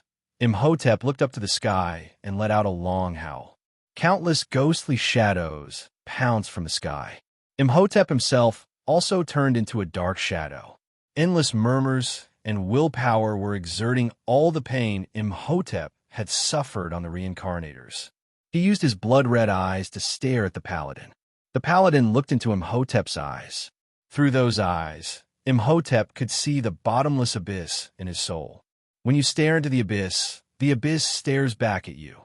The paladin's soul, which had been polished like a diamond by the precepts, felt a great pain. Countless chaotic, hateful, evil, and crazy wills shrouded him and drilled into his head. When Imidin revealed his true form, everyone was shocked. Twisted horns rolled out from his head. Under the black robe was a pair of hooves like a goat's. His whole body was made of thick darkness. He had the smell of sulfur and magma. When the reincarnators saw the scene in front of them, they finally believed that the person standing in front of them was not the high priest Imidin, but a complete demon. When the darkness whizzed up, the weak light was instantly engulfed by the endless tide of darkness. In Cairo City, Chun Ong sensed this vicious nature with interest. He sighed and said, So the warlocks were right. Extreme negative emotions can indeed change a person's life form. The power of curses mixed with the pain and hatred emitted from the soul can actually produce such an interesting change. After breaking away from the bloodline of the vampires, it is indeed much more difficult to replicate this creation and creation. Chapter 647. All members of Rose and the Knight's Lance team are dead. The team is wiped out. The Creator's cold reminder rang in the ears of all the reincarnators again. Shenang's reaction was relatively indifferent. He just raised his head slightly from the experiment bench and continued to devote himself to the intense work. However, the others were not so calm. Shen Ang's communicator beeped. On the other side of the communicator, Zhang Ziqiang lowered his voice and asked, Doctor, what happened? We haven't started yet. How'd another team get wiped out? Chenong replied easily. It should be Immoden's doing. Rose and the Knights Lance team probably ran into each other when they went to get the bracelet of Thanatos. On the other side of the communicator, Zhang Ziqiang's voice suddenly rose by 2 degrees. Bracelet of Thanatos? Didn't we find a place where it was buried a long time ago? Doctor, didn't you send someone to get it? Zhang Ziqiang did not expect Chenong to bring him such bad news. He had always trusted Chenong. For so long, Chenong's plans had never gone wrong. Zhang Ziqiang did not believe that Chenong was negligent. Based on his understanding of Chenong, there was only one possibility for this matter. Chenong did it on purpose. That coward Immoden would do such a thing? Zhang Ziqiang frowned. Immoden has been named the 3rd runner-up of the most approachable antagonist big boss in the creator space for 3 consecutive years. Otherwise, a medium magic world like the Mummy would not have become a newbie-friendly world like Resident Evil. The death rate of newbies in Resident Evil is higher than in the Mummy. Although the world of Rose and the Knight's Lance is not the kind of extremely explosive and heaven-defying samsara team that can burst at any time, their enhancements are very unique. Rogues, druids, warriors, mages, paladins, witches, archers, all of which are the most common professions in the plot world of Western civilization. They are famous for their comprehensive combination and solid foundation. Although it is not easy for such a samsara team to break through quickly and crush the enemy, even if the enemy is much stronger than them, it will not be easy to crush them. Their team equipment is Hans, a barbarian enhancement in the Diablo storyline world and a warrior profession in the Warcraft storyline world. He has mastered the core rune power of the Diablo world and learned how to use the dragon roar in the ancient sleeve world.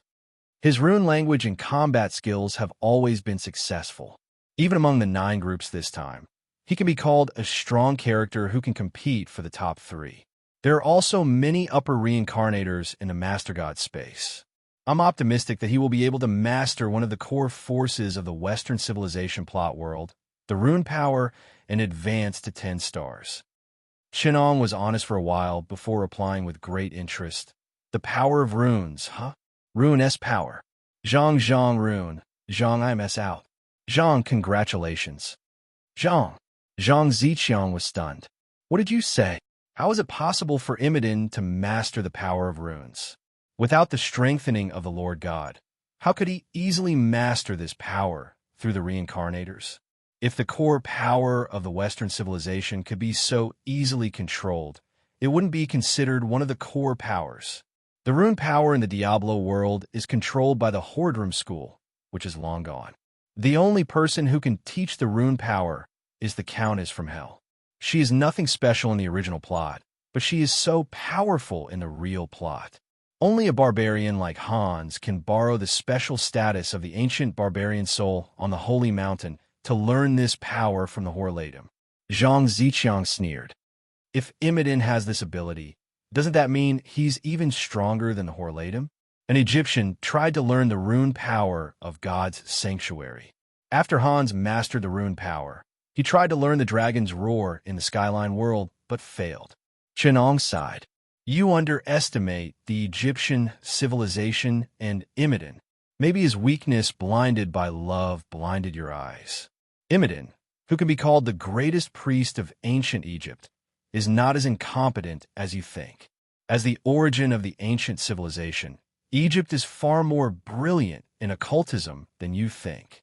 Although Egypt has been reduced to a third-rate country and has been ravaged by the British 2,000 years ago, it was also one of the birthplaces of Western civilization. It was the birthplace of the Semites and the true origin of Christian civilization.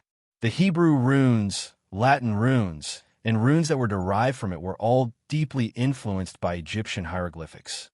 From the Egyptian civilization to the Hebrew civilization, then to the Latin civilization that was fused with the Roman civilization, and finally to the mature Christian civilization. If Western culture has a source, then it must come from 3 civilizations: Greco-Roman, Sumerian, and Egyptian. As for the so-called rune power of the Western civilization, it comes from a rune, that Odin in Northern Europe learned when he was hanging upside down above the Fountain of Wisdom.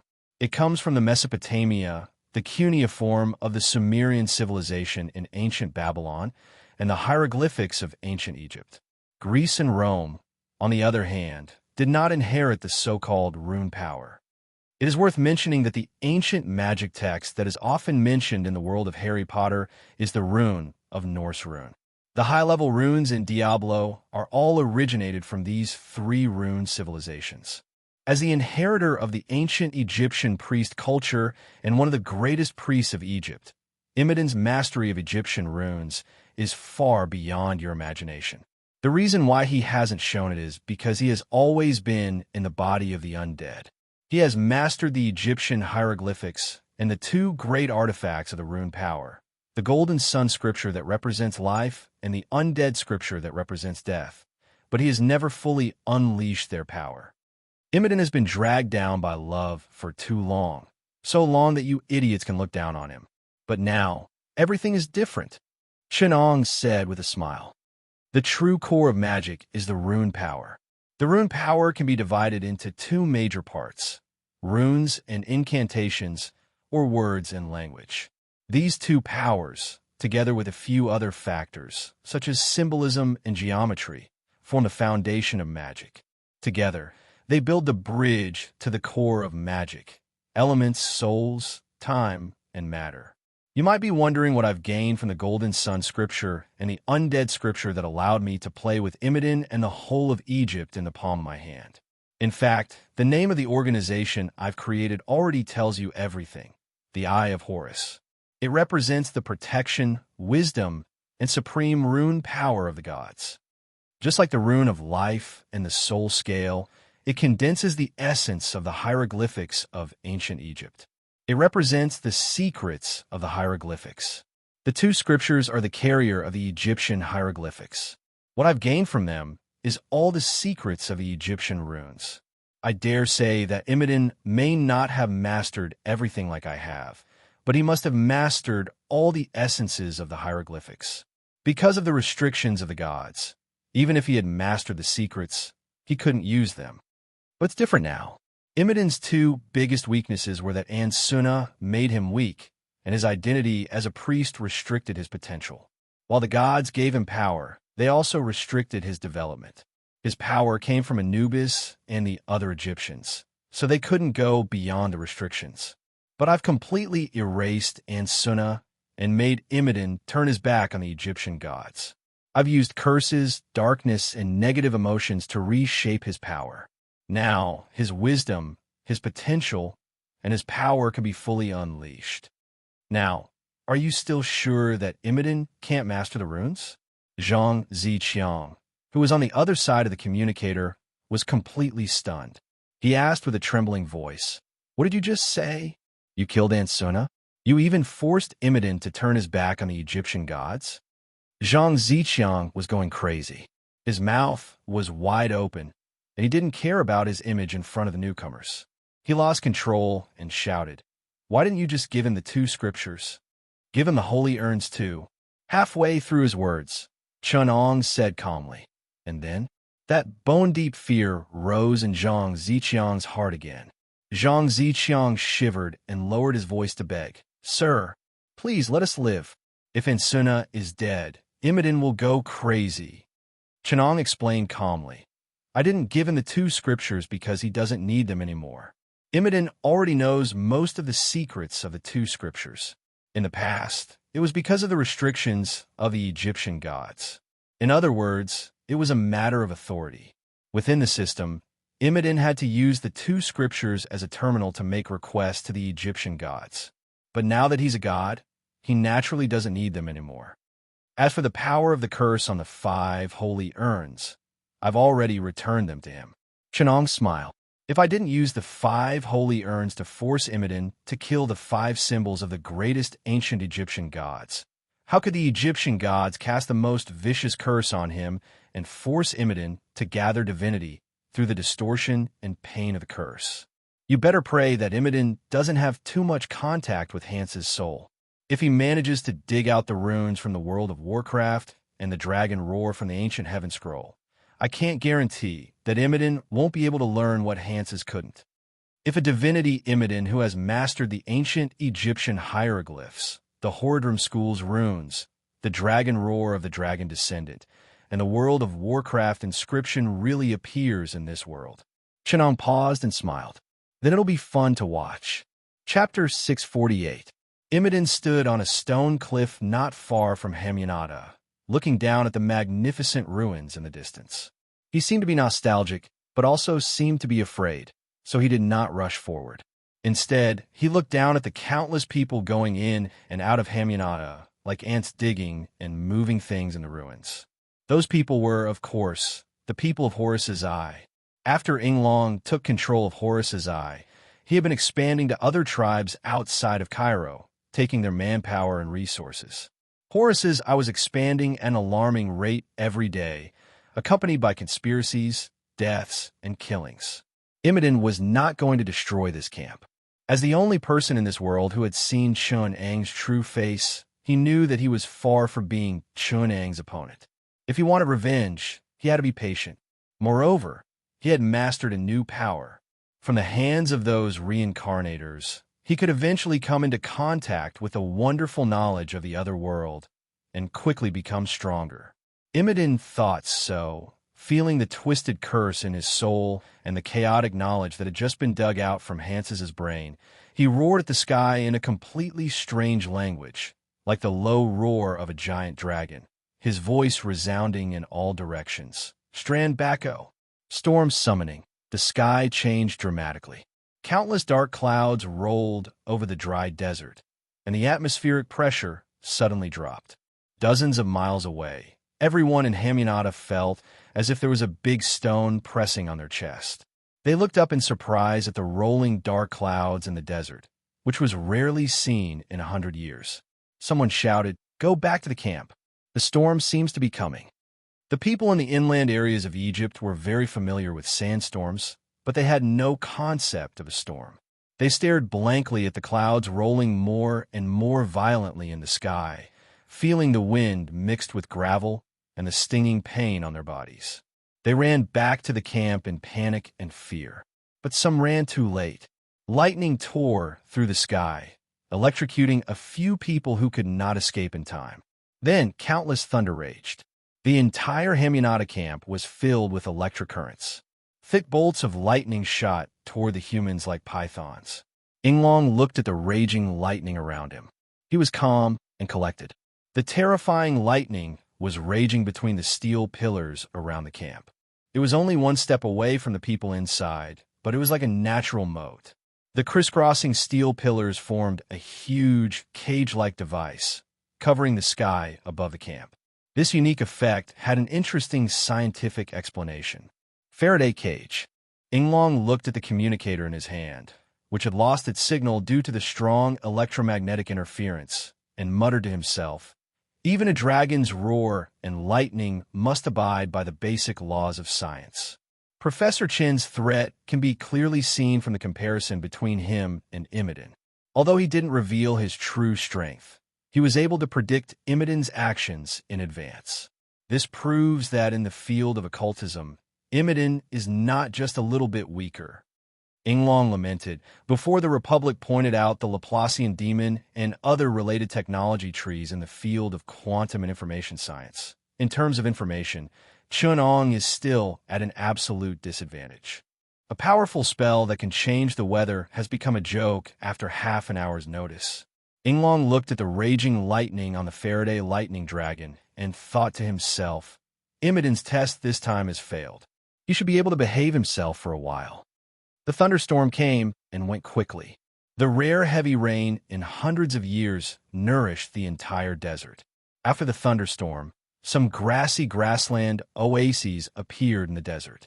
This was only after Imidin saw that the storm dragon's roar was ineffective and used Lakva, dragon's roar, sunny day, to dispel the effect of the storm dragon's roar after seeing that it was ineffective. Even so, the large consumption of moist air at the top would still cause drought in the African continent and other areas around Egypt for some time. This was just one of Imidin's tests. The structure proved that he was still far from Chun-Ang's attainments in occultism. Although Imidin did not use his full strength, or else the use of multiple runes would have been enough to cause a greater disaster. But since Chun'ong had predicted Imodin's actions half an hour in advance, Imodin was fearful and left Hemyanaptera. Imodin took a deep look at Hemyanaptera, which had been cleaned up by lightning. He turned around and left without looking back. He growled, "Would Nakus, dragon's roar, whirlwind scamper." The violent wind enveloped Imodin's black robe. He melted into endless yellow sand in the hurricane, rushed into the sky, and flew away from Hemyanaptera. Inglong watched the yellow dragon-like sandstorm disappear into the sky. He quietly took out his communicator and called Chun'ang's number. After the call went through, he whispered a few words into the communicator. "He was just here. Now he's gone." Then he hung up the call. Chun'ang was deep in thought. He suddenly got up and walked out of the lab. He said to Zhang Ziqiang, who had rushed over, "Before Imodin completes the 10 disasters of Egypt and ignites the sacred fire, let's go see the kids in Cairo first, in case they are unprepared and wet their pants when they face Imodin." Zhang Ziqiang was shaking with anger, but because of Chun'ang's power, he had to whisper, "Who made this situation? Brother, this is God's space. Every mission is a matter of life and death. Can you stop playing? Imodin has been ruined by you. Will Qin, First Emperor, also fall into your hands? It's already very difficult for us to face a raging high priest. Don't create another darkened emperor.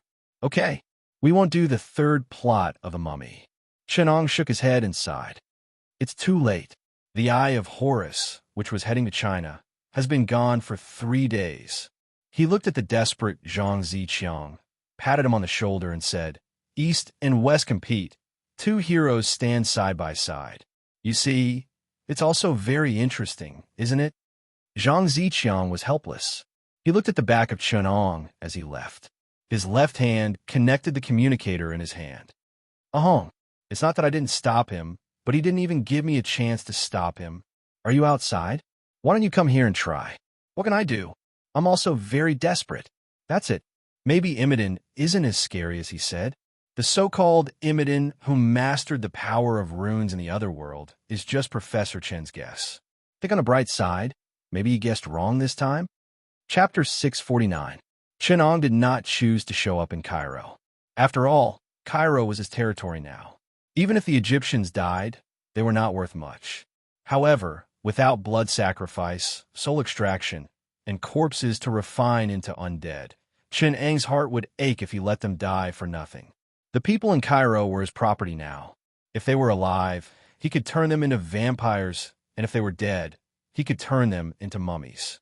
Therefore, Chun'ang chose the Great Pyramid of Giza, which was located about 10 kilometers southwest of Cairo, the capital of Egypt. The Great Pyramid of Giza was probably the most famous and largest pyramid in Egypt. It was so famous that it had even become the symbol of Egypt. It was called the Great Pyramid of Giza because it was the tomb of Pharaoh Khufu of the 4th dynasty. It was also the largest and tallest Egyptian pyramid in the world. Under the endless yellow sand, under the illumination of the setting sun, the shadow of the stone tower was constantly elongated. Chun'ang walked under the famous Sphinx and watched the sun sink below the horizon little by little. The red sunset shone on the earth and disappeared little by little in the western sky. The 4 corners of the pyramid faced north, south, east, and west. The body of the pyramid was made of 3 million stones, each weighing 5 tons. It was magnificent.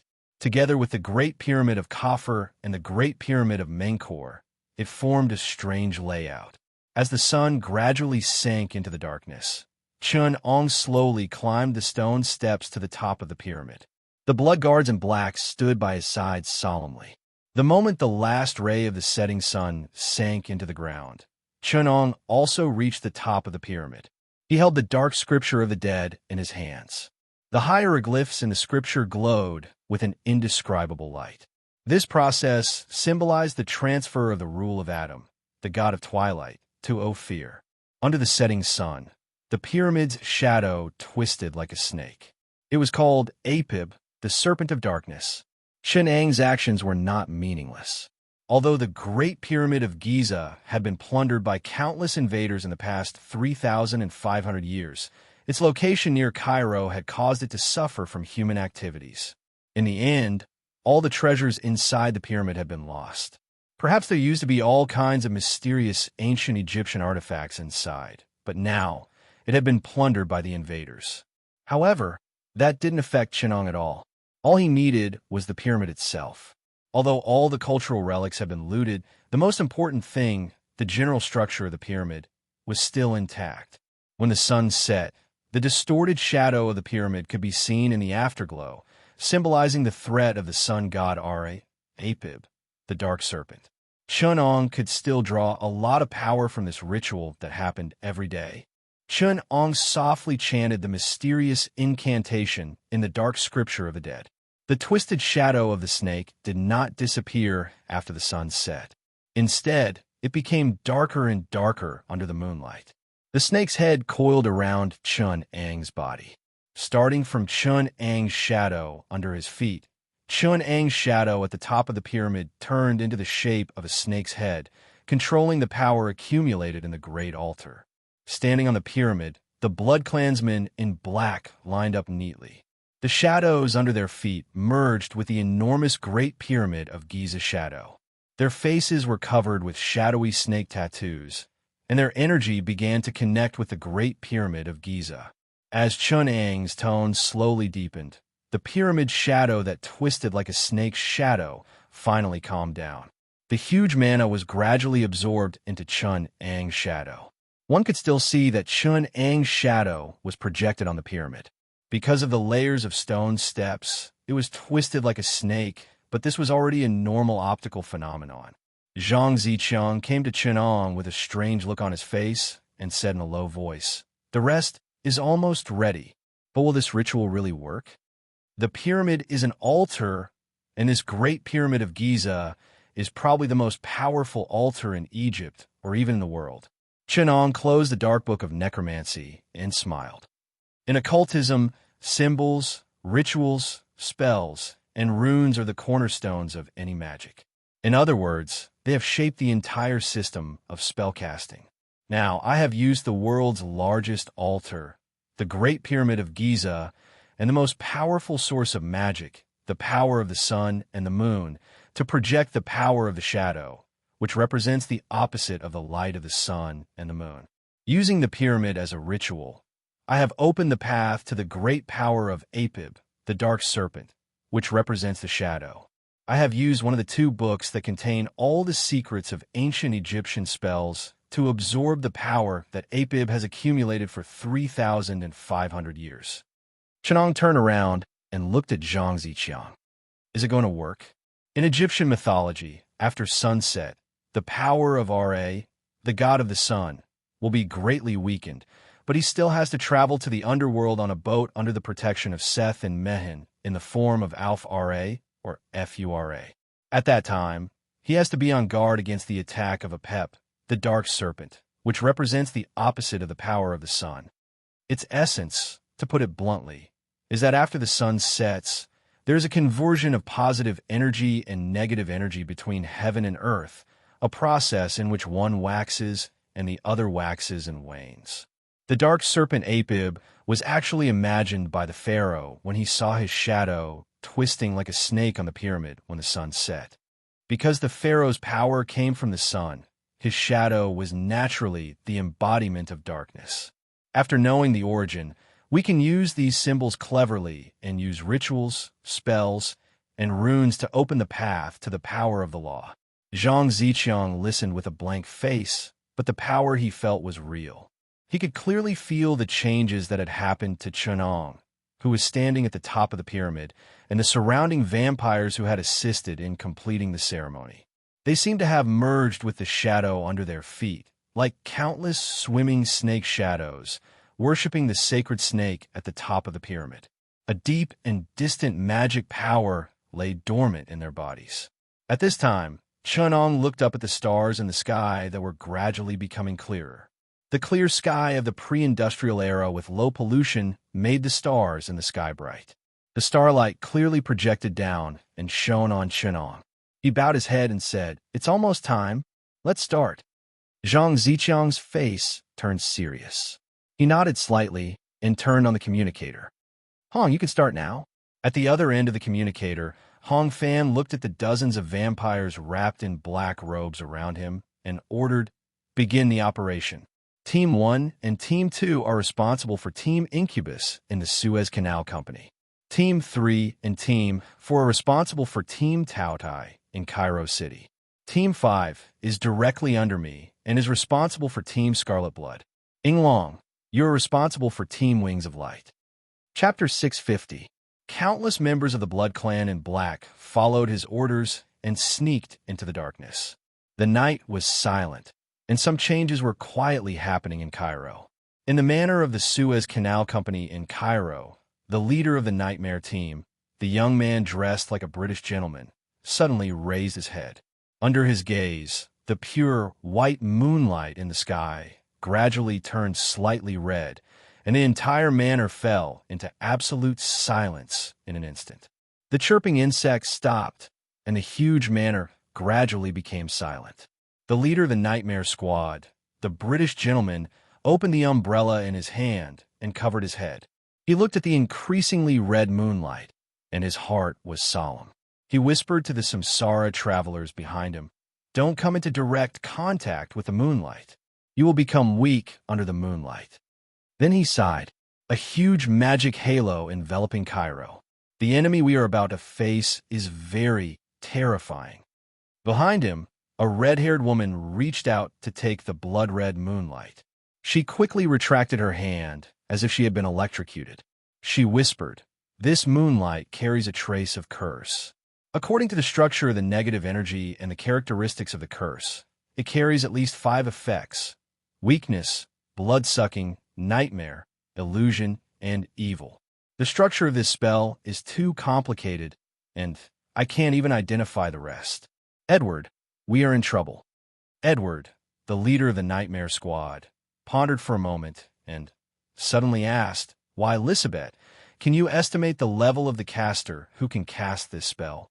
Why, Lisabeth said quietly, "Judging from the range of his spells and the comprehensive nature of his spells, he is at least a legendary archmage with a divine artifact.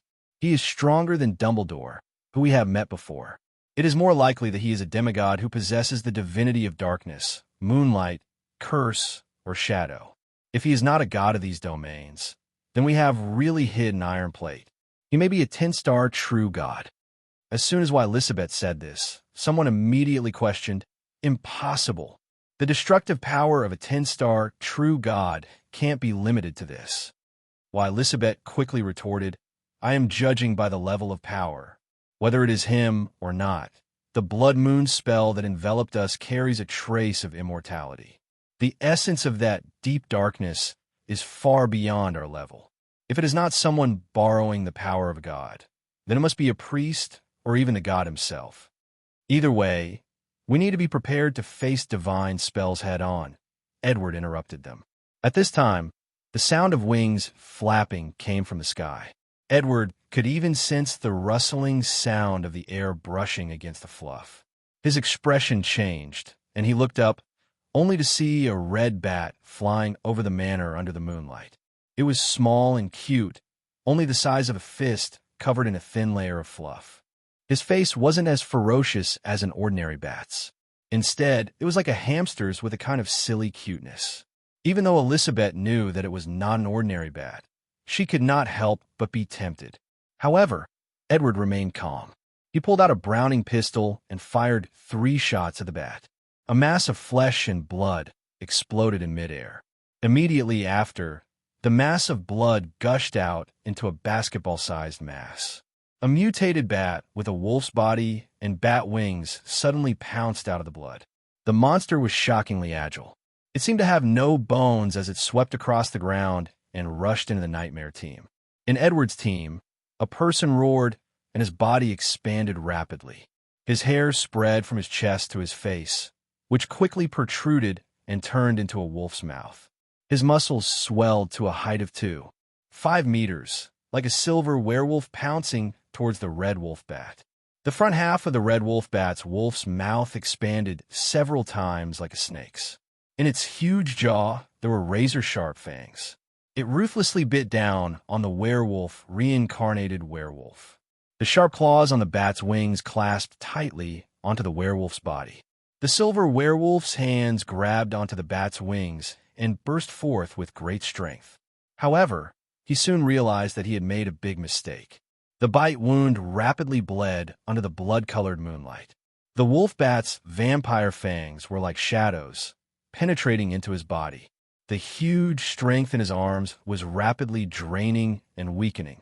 The werewolf felt that something had entered his body through the wound. A strong burst of holy light erupted in front of him. The divine mark on Edward's hands emitted a powerful holy power and turned the blood-colored wolf bat into ashes. Edward looked at the wolf bat that had turned into ashes and looked at the reincarnated werewolf with an unfriendly expression. He frowned and said, "Everyone, stay alert. Don't get too close to them." As he spoke, he looked in the direction where the wolf bat had flown from. After waiting for a while, there was still no movement. Elizabeth, who was next to him, reminded, "Could it be that there is only one of these things?" Edward shook his head and said, "Impossible. This thing is not powerful, but it is very difficult to deal with. It is obviously a monster that is produced in batches.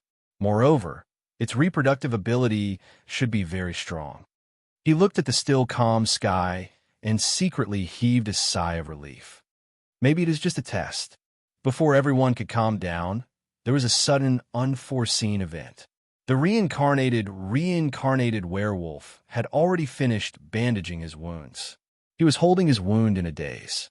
Although Edward noticed his sluggishness, he did not think too much about it. Unexpectedly, the reincarnated werewolf suddenly bit the neck of his teammate next to him. His body also rapidly transformed into a wolf. But this time, the muscles on his body twisted rapidly. At an unimaginable speed, they quickly transformed into a strange shape. It was as if the muscle fibers had weaved into an armor that covered his vitals. His wolf's head swelled rapidly, and his bones were exposed from under his muscles. Bone spurs grew out and changed the structure of his bones. A pair of bat wings grew on his back, and scales grew all over his body. The wolf's claws on his hind legs swelled violently and firmly stuck to the ground like pillars. His front claws became agile and capable. He threw himself on the ground and tore at his teammate. The wolf's tail behind him was covered in scales. It was like the tail of a giant lizard. It turned around and swept its tail wildly, sweeping up the yellow sand and dust within a radius of more than 10 meters. The thick and powerful tail whipped at another teammate. The teammate was heavily smashed into the stone wall at the side, causing the huge stone building to collapse. The fangs in the giant exoskeleton head, which was 3 to 4 times larger than before, were like bayonets.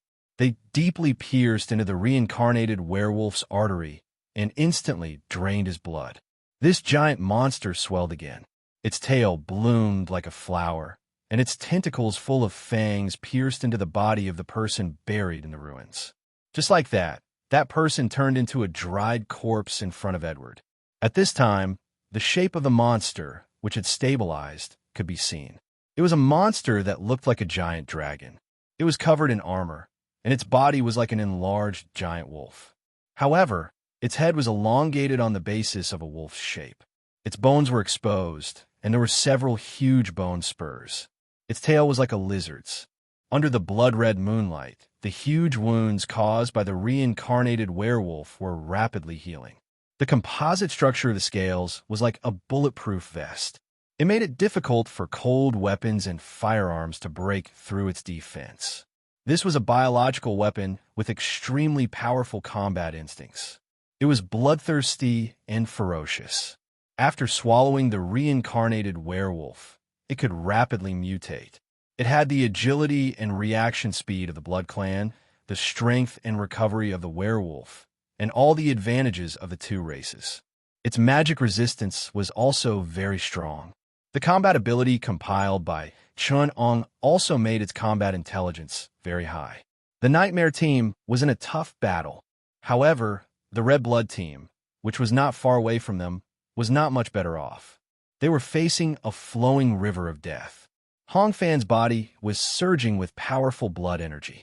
He flapped his bat wings and swooped down from the sky.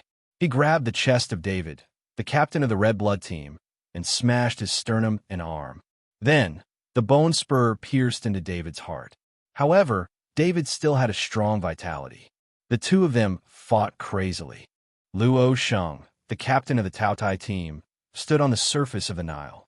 The blood moon was reflected on the surface of the river, reflecting a splendid blood-red moonlight. Luo Sheng pulled out his long sword. As the sword light flashed, he cut 5 armor-piercing bullets in half. Chapter 651. Chen Ong sat on the platform at the top of the pyramid, watching the black-clothed vampires under him busily repair the magnificent pyramid according to his instructions. The huge manpower and material resources of Horus's were fully mobilized to repair the parts of the pyramid that had been eroded by wind and rain. They also used the steel frame structure to build a bottom platform at the bottom of the platform at the top. It was as if there was an inverted pyramid at the top of the pyramid. These very strong steel frames were built on the basis of not destroying the original structure of the pyramid. The top of the pyramid was transformed into a platform that could carry hundreds of people. A large number of steel frames inscribed with hieroglyphs were connected to the pyramid in a perpendicular structure to ensure that the pyramid would not be damaged in the slightest. Chen Ong counted the time and said to Zhang Ziqiang next to him, "You can turn on the lights now." Although Zhang Ziqiang was puzzled, he still conveyed the order.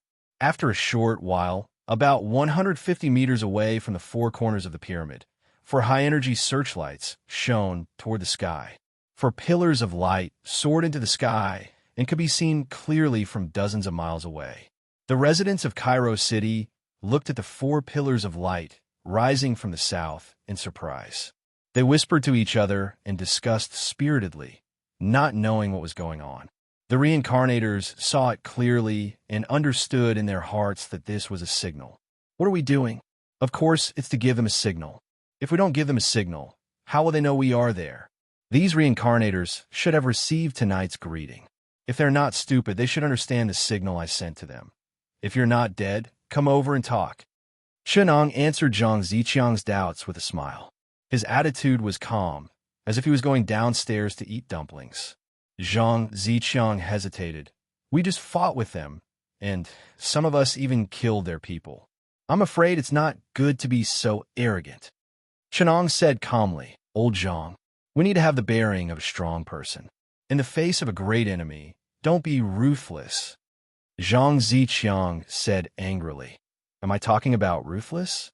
I'm afraid that they will unite to find trouble with us. 2 fists are no match for 4 hands.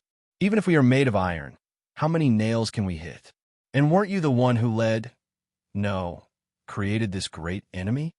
Then we should have the bearing of a strong person.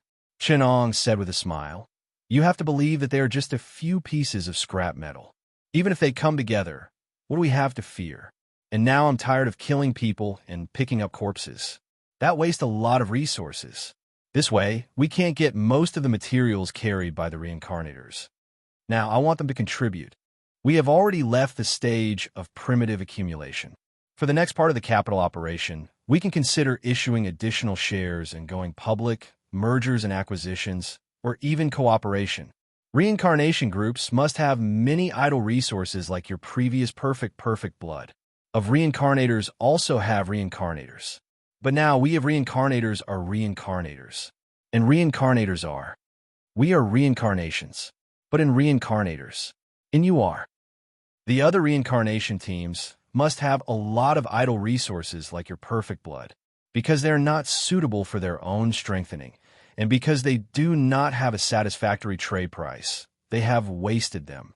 This is a huge waste of opportunity.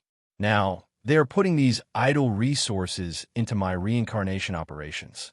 The large marginal income is beneficial to others and myself. It also increases the GDP of God's space.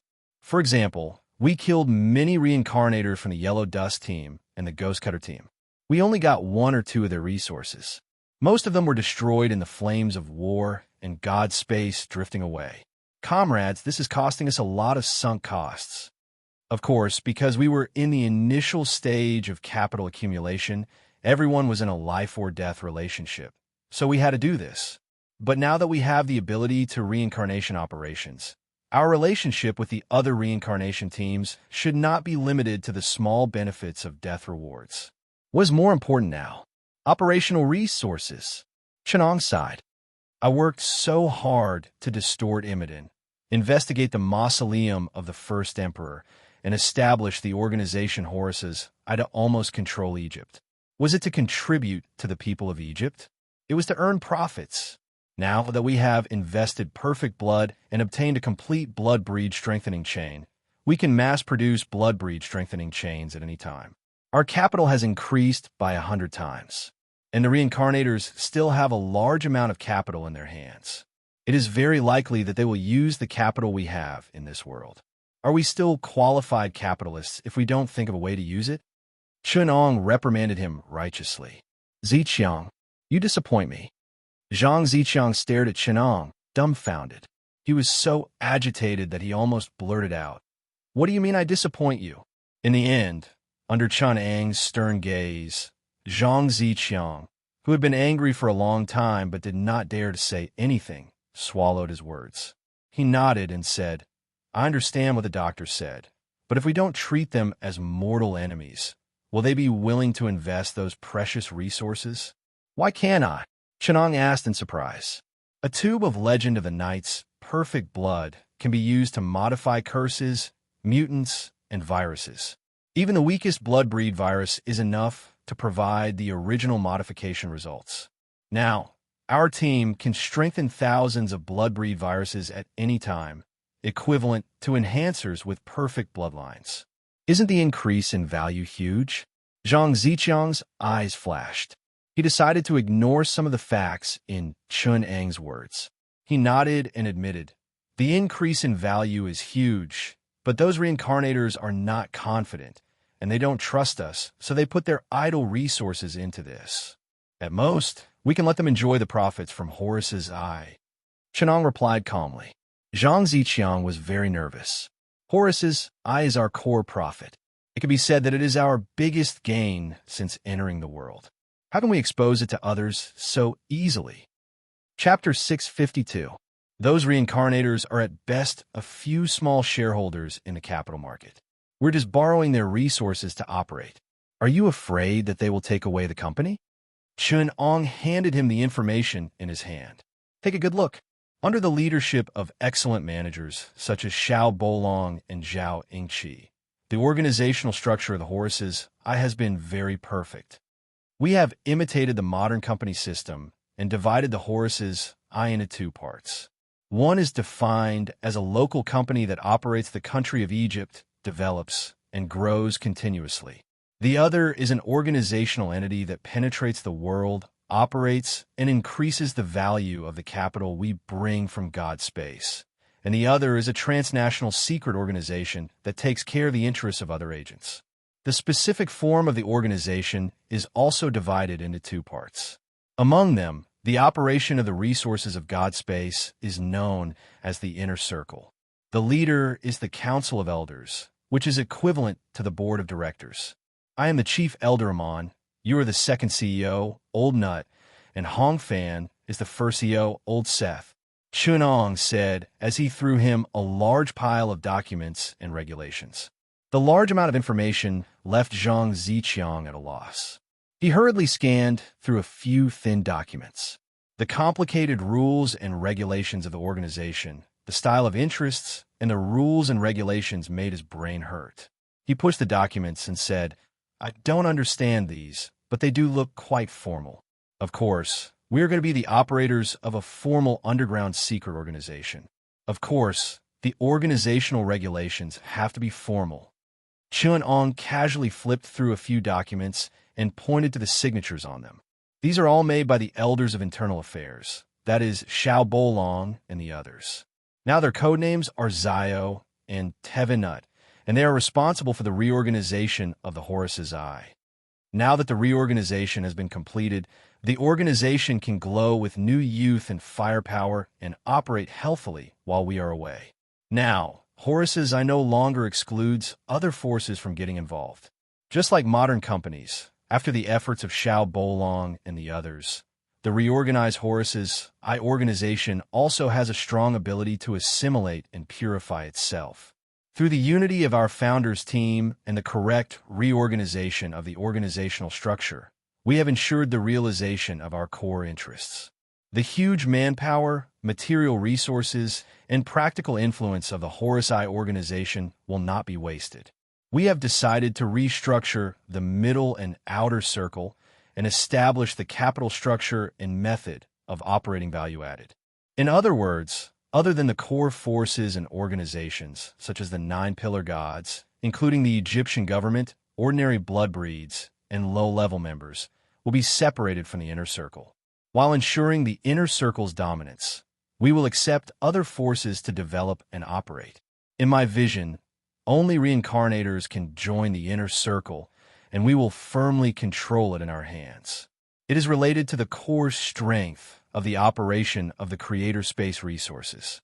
The middle circle will use the embrace of the blood breeds to transform, attract, and assimilate other external forces and jointly operate the Eye of Horus, the backbone of the blood breed empire. The outer circle will control the basic organizational structure of the army, enterprises, local forces, intelligence organizations, and other basic forces, attracting and assimilating other talents to participate. The inner circle will be like a holding company, the middle circle will be like a multinational company, and the outer circle will be like a government organization's unique structure. At this time, we can not only absorb a large number of reincarnators into our inner circle organization, realize capital appreciation, and share dividends. We will naturally have the largest share of the benefits, and we can also use this to quickly expand the middle and outer circle organizations. At the same time, we will form a core, decentralized decision-making layout and help us achieve good development of the organization after we leave this world. Chunong looked at the huge platform that was gradually revealing its true appearance and looked into the distance. If this organizational form can succeed, we can not only form an absolute home advantage in this world, but we can even promote this model to the entire creator space. Under the circumstances of studying the creator's rules, we can adjust the company's structure and organizational structure, realize the reincarnation teams, and let the reincarnators have an investment market. We will perfect the capital market of the reincarnation space and realize the great achievements of the reincarnation's capital operation. We will completely perfect the capital market of the creator space and change the current trend of simplification, shallowness, and brainlessness in the use of space resources. The reform and opening up of the creator's space and financial innovation. Who else but us can do it? At that time, you will all be the capital tycoons among the reincarnators, and you can earn a lot of support and benefits without doing anything. Chun Ong said heroically, "If this plan can succeed, it will completely change the current reincarnation team organizational structure of the Mercenary Corps. It will change the current grassroots team that is like a king of grass, with no organization, no records, no structure, and the rights and interests of the reincarnators cannot be guaranteed." Zhang Ziqiang was dumbfounded. He asked in a small, trembling voice, "Your plan is very good, but as long as the Lord God gives us a simple task, these things will disappear without a trace, just like a castle on the beach. We are, after all, ants living in a system created by the Lord God. It's a good plan, but it seems," Chenong sighed. "This is the difference between you and I. You are always afraid of the Lord God, treating him as an incomprehensible and unrecognizable existence. But I have always tried to understand, to recognize, to discover the internal existence of the Lord God, to explore the rules of his operation, to adapt to him, to influence him, to transform him, to learn, to recognize, and not to be afraid of failure. In this world, there is nothing we can't understand. Even if it is an ant in the Creator's system, the reincarnators should try to study it. Not as an individual, weak and one-sided study, but as an organization with science, with philosophy, with the wisdom of a group, or even a civilization to explore and discover, to study and deconstruct. This is where the nobility of us humans lies. Chenong looked into Zhang Ziqiang's eyes and said sincerely, "In the creator space, the most important thing is to survive. But humans can't just survive. Animals, plants, wild beasts, bacteria, whatever they are as humans, we have to explore endlessly. If it's just for survival, how are we different from stupid insects?" Just like what that poet by the Boluo River sang 1,000 years ago. "Lu Manman's cultivation is far away. I will search from top to bottom. My heart is kind.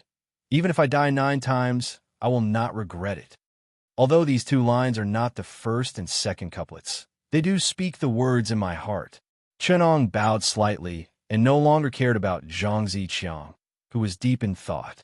He walked down the spire and strolled on the high platform, looking at the lights of Cairo City in the distance.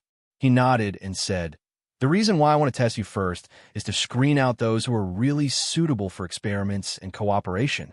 If you can't even complete this little test, then you can die." Chenang's voice echoed in the cold wind. "Also, the company is going to go public. How can we not show our strength? Even if we can't start the financing process, we have to let the investors see the hard power of the company they invested in. And I'm a company holding a knife. I can't just violently sell my shares in an instant. The investment market is not perfect yet. We have to feel the stones to cross the river. If we don't hold a knife and force you to buy, how can we build up the confidence of your investment? This is the pain of financial reform. Everyone, don't you understand?" Chun-Ong chuckled and said, "This is also a response to the call to realize the financial innovation of GodSpace. GodSpace, the first roadshow of the Eye of Horus organization going public, begins now. Investors are welcome to join our shareholders meeting." The red blood captain, David, was pressed into the stone wall. The violent impact made the stone pieces spread beautifully. Hong Fan pressed one hand on David's head. He could feel that David's skull had been broken into several large pieces, and his brain was splattered on the ground. However, David's vitality was still strong, and even his consciousness was still clear. But with his head grabbed by the monster's hand, David finally fell into despair. He did not know what kind of evil energy he had attracted to make this powerful and indestructible monster come to him. Not only did this person have powerful blood energy and black magic, but his body was also unbelievably strong, and his body was indestructible, just like the monster. He killed him 3 times, and in the end, the more he fought, the stronger he became. By the 3rd time, even though he used his trump card, the result was still a crushing result. In the end, even David's immortal body was broken. Although he could still rely on his immortal ability to barely hold on, David knew that if this continued, this monster would definitely be able to kill him. A look of despair appeared on his face. At this time, the monster actually said, "Not bad. You are qualified." He let go of the back of David's head with his right hand, and the muscles all over his body returned to a streamlined shape, revealing a square face with thick eyebrows and big eyes. Hong Fan rubbed his somewhat sore hands and feet, and suddenly remembered Chun-Ang's instructions. He raised his head and said to David, "If you can survive 3 rounds without dying, then you are qualified to participate in that thing. Do you see the place with the light? As long as you are still alive, go there. Otherwise, you are dead." Chapter 653.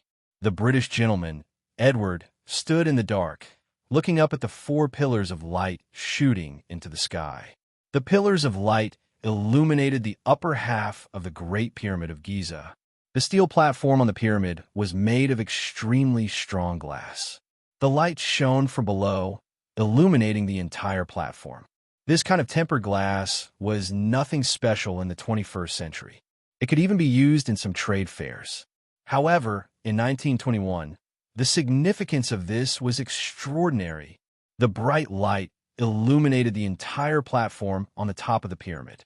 Edward could clearly see a handsome young man with a gentle temperament standing on the highest point of the Great Pyramid of Giza, looking down at the direction they came from. The city of Cairo was surrounded by bright lights. Around him were dozens of mysterious men in black robes, busying themselves with various tasks. Edward recognized the mysterious people who attacked him just now. They were dressed in the same black robes.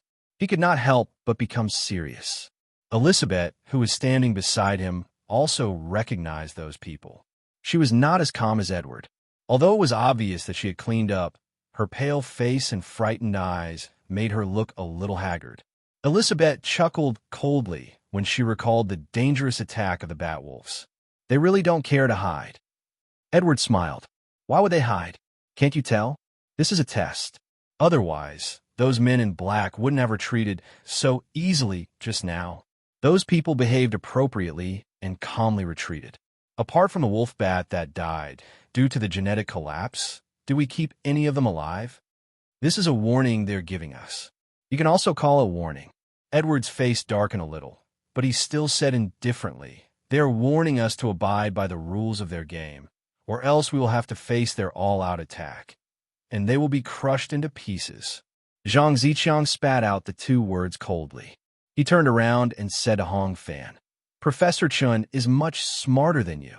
Do you think he doesn't know that even if we face all the other samsara travelers, we can still gain the upper hand? You can tell that most of them are weak from the battle, but Professor Chin can't see it? Ahong, you still have a lot to learn. Superiority and victory are two different things, and victory and total annihilation are two different things. Zhang Ziqiang looked at Hong Fan and shook his head. Indeed, even if we only used the majority of our strength in the first wave of attack, we would still be able to kill most of the reincarnators. Other than a few who are cunning or extremely strong, the rest would just be cannon fodder. However, you will never be able to kill all of them. The life-saving capabilities of the reincarnators cannot be underestimated.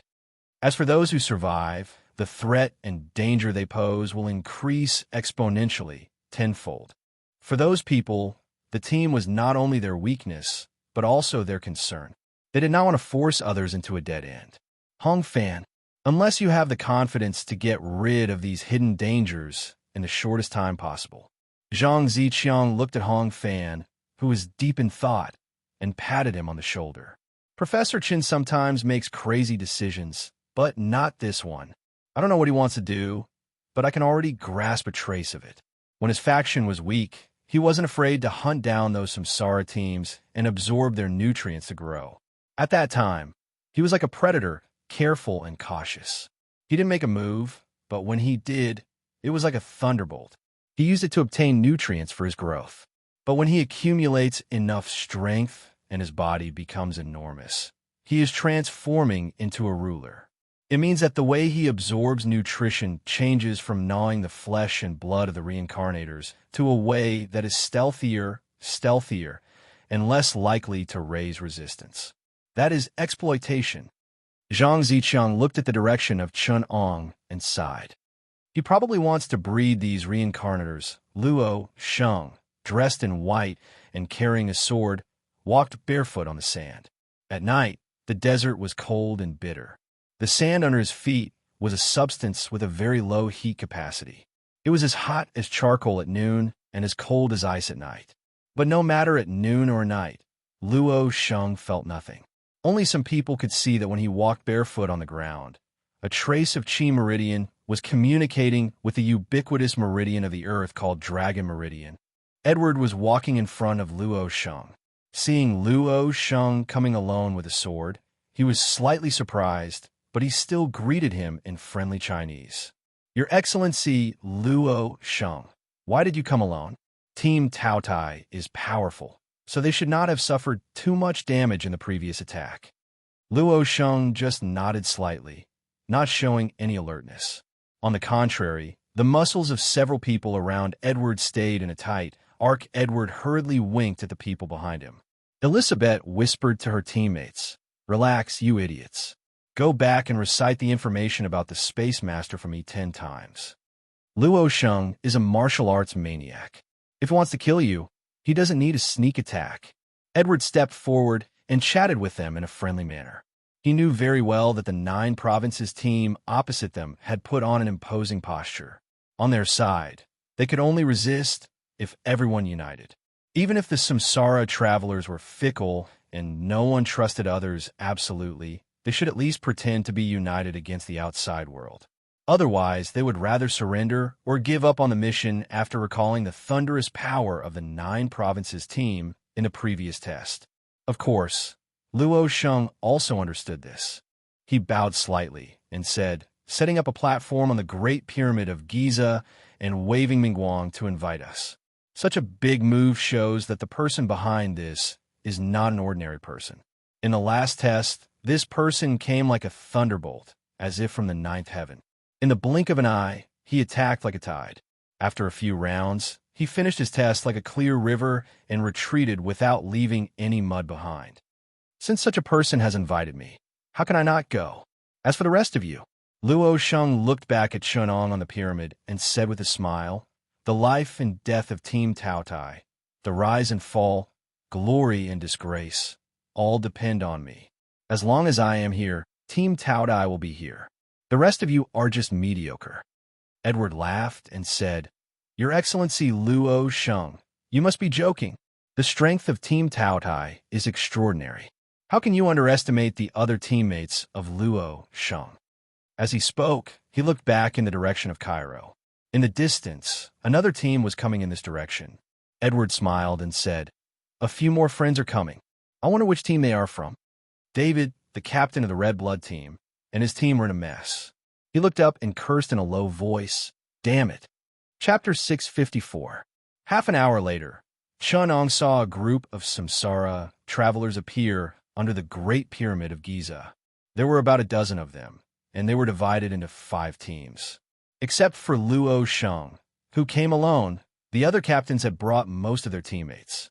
However, at this time, only 5 captains showed up. The captain of the Nightmare team, Edward, and the captain of the Angel of Death team, an Arabian man, were accompanied by a woman. The captain of the Red Blood team, David, and the captain of the Wings of Light team were going to the Great Pyramid of Giza alone. The captain of the Taotai team, Luo Sheng, was going to the meeting alone. Apart from them, the other samsara travelers were hiding in the shadows. Perhaps they thought that they had hidden themselves well, and that they were able to stay out of the battlefield so that they could launch a fatal attack at any time to support their captain. However, in Chunang's eyes, they were as obvious as pearls reflecting light in the darkness. The Great Pyramid of Giza was surrounded by an enormous magic force field. The second star of the constellation Ursa Minor, the Imperial Star, the brightest star of the constellation Canis Major, the star of Sirius, the North Star, and the first star of the constellation Draco, the Right Pole Star, were connected to the Great Pyramid of Giza in a special way. Their powerful energy waves were projected onto the ground around the Great Pyramid of Giza, forming a huge magic field. This force field was controlled by Chenong. In fact, he was the one who had made it happen. Next to Edward, while Lisabeth carefully noticed the strangeness of the Great Pyramid of Giza, she whispered in Edward's mind, Edward, something is not right here. Edward's eyes flickered. He already had a similar feeling. After all, this was the home ground of the 9 States team. It would be strange if they did not have something to do with it. However, everything would be fine as long as there were clues. Edward had never let his guard down.